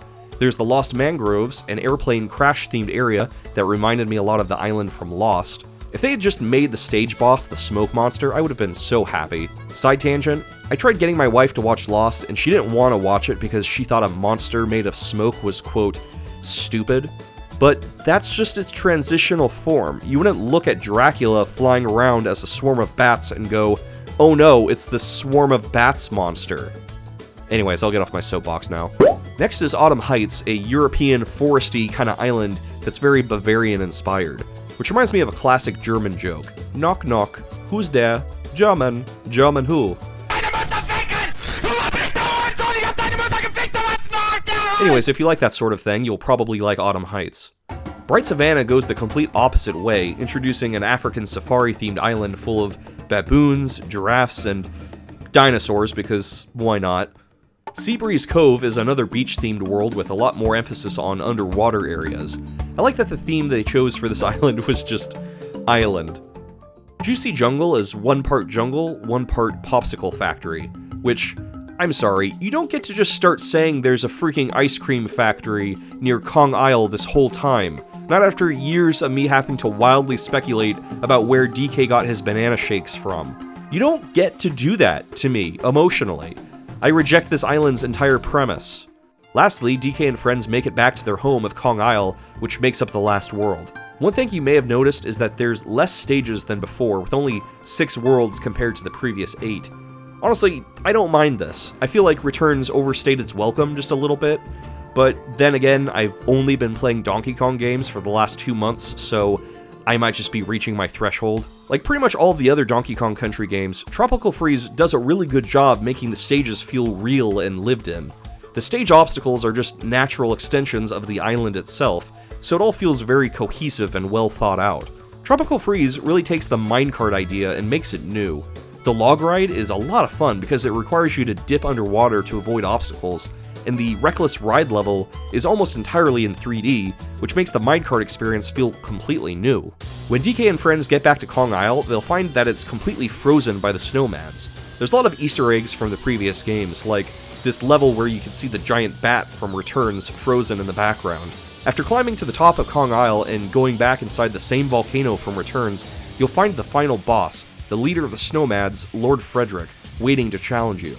This fight isn't terribly difficult. In fact, I think it was a lot easier than the Tiki Tong fight, but it's still a good solid battle.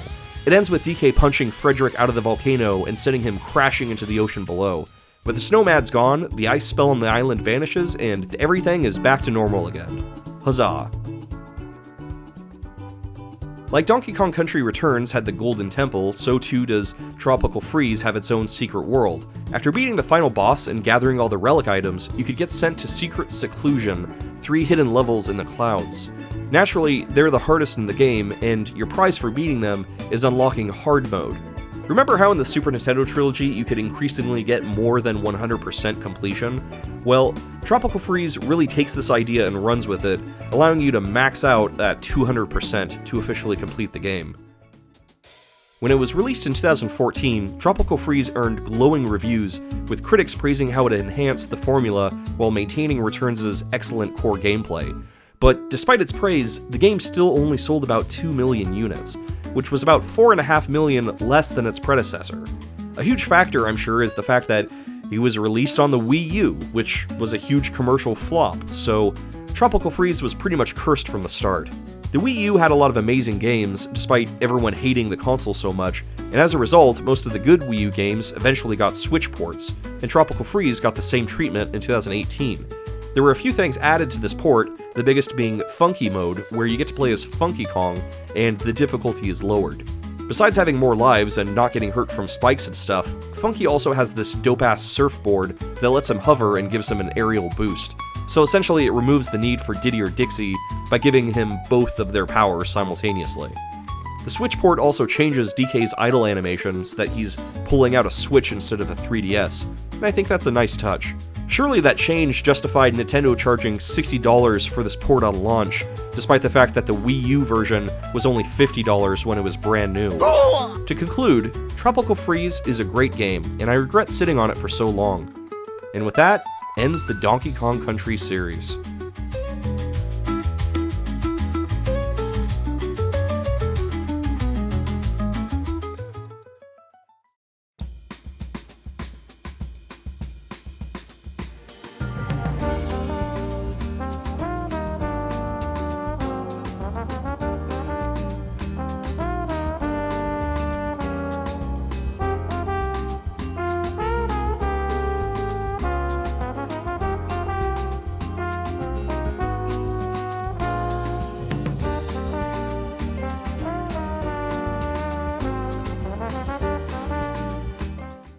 A super special shout out to all the patrons and members that support the channel. Super Granderson 27, Endings Analyzed, Yusef, NB Prod, David Saperstein, Zen, Curious Curse, Chaz Pazenko, Bozek, and Jilly Mays.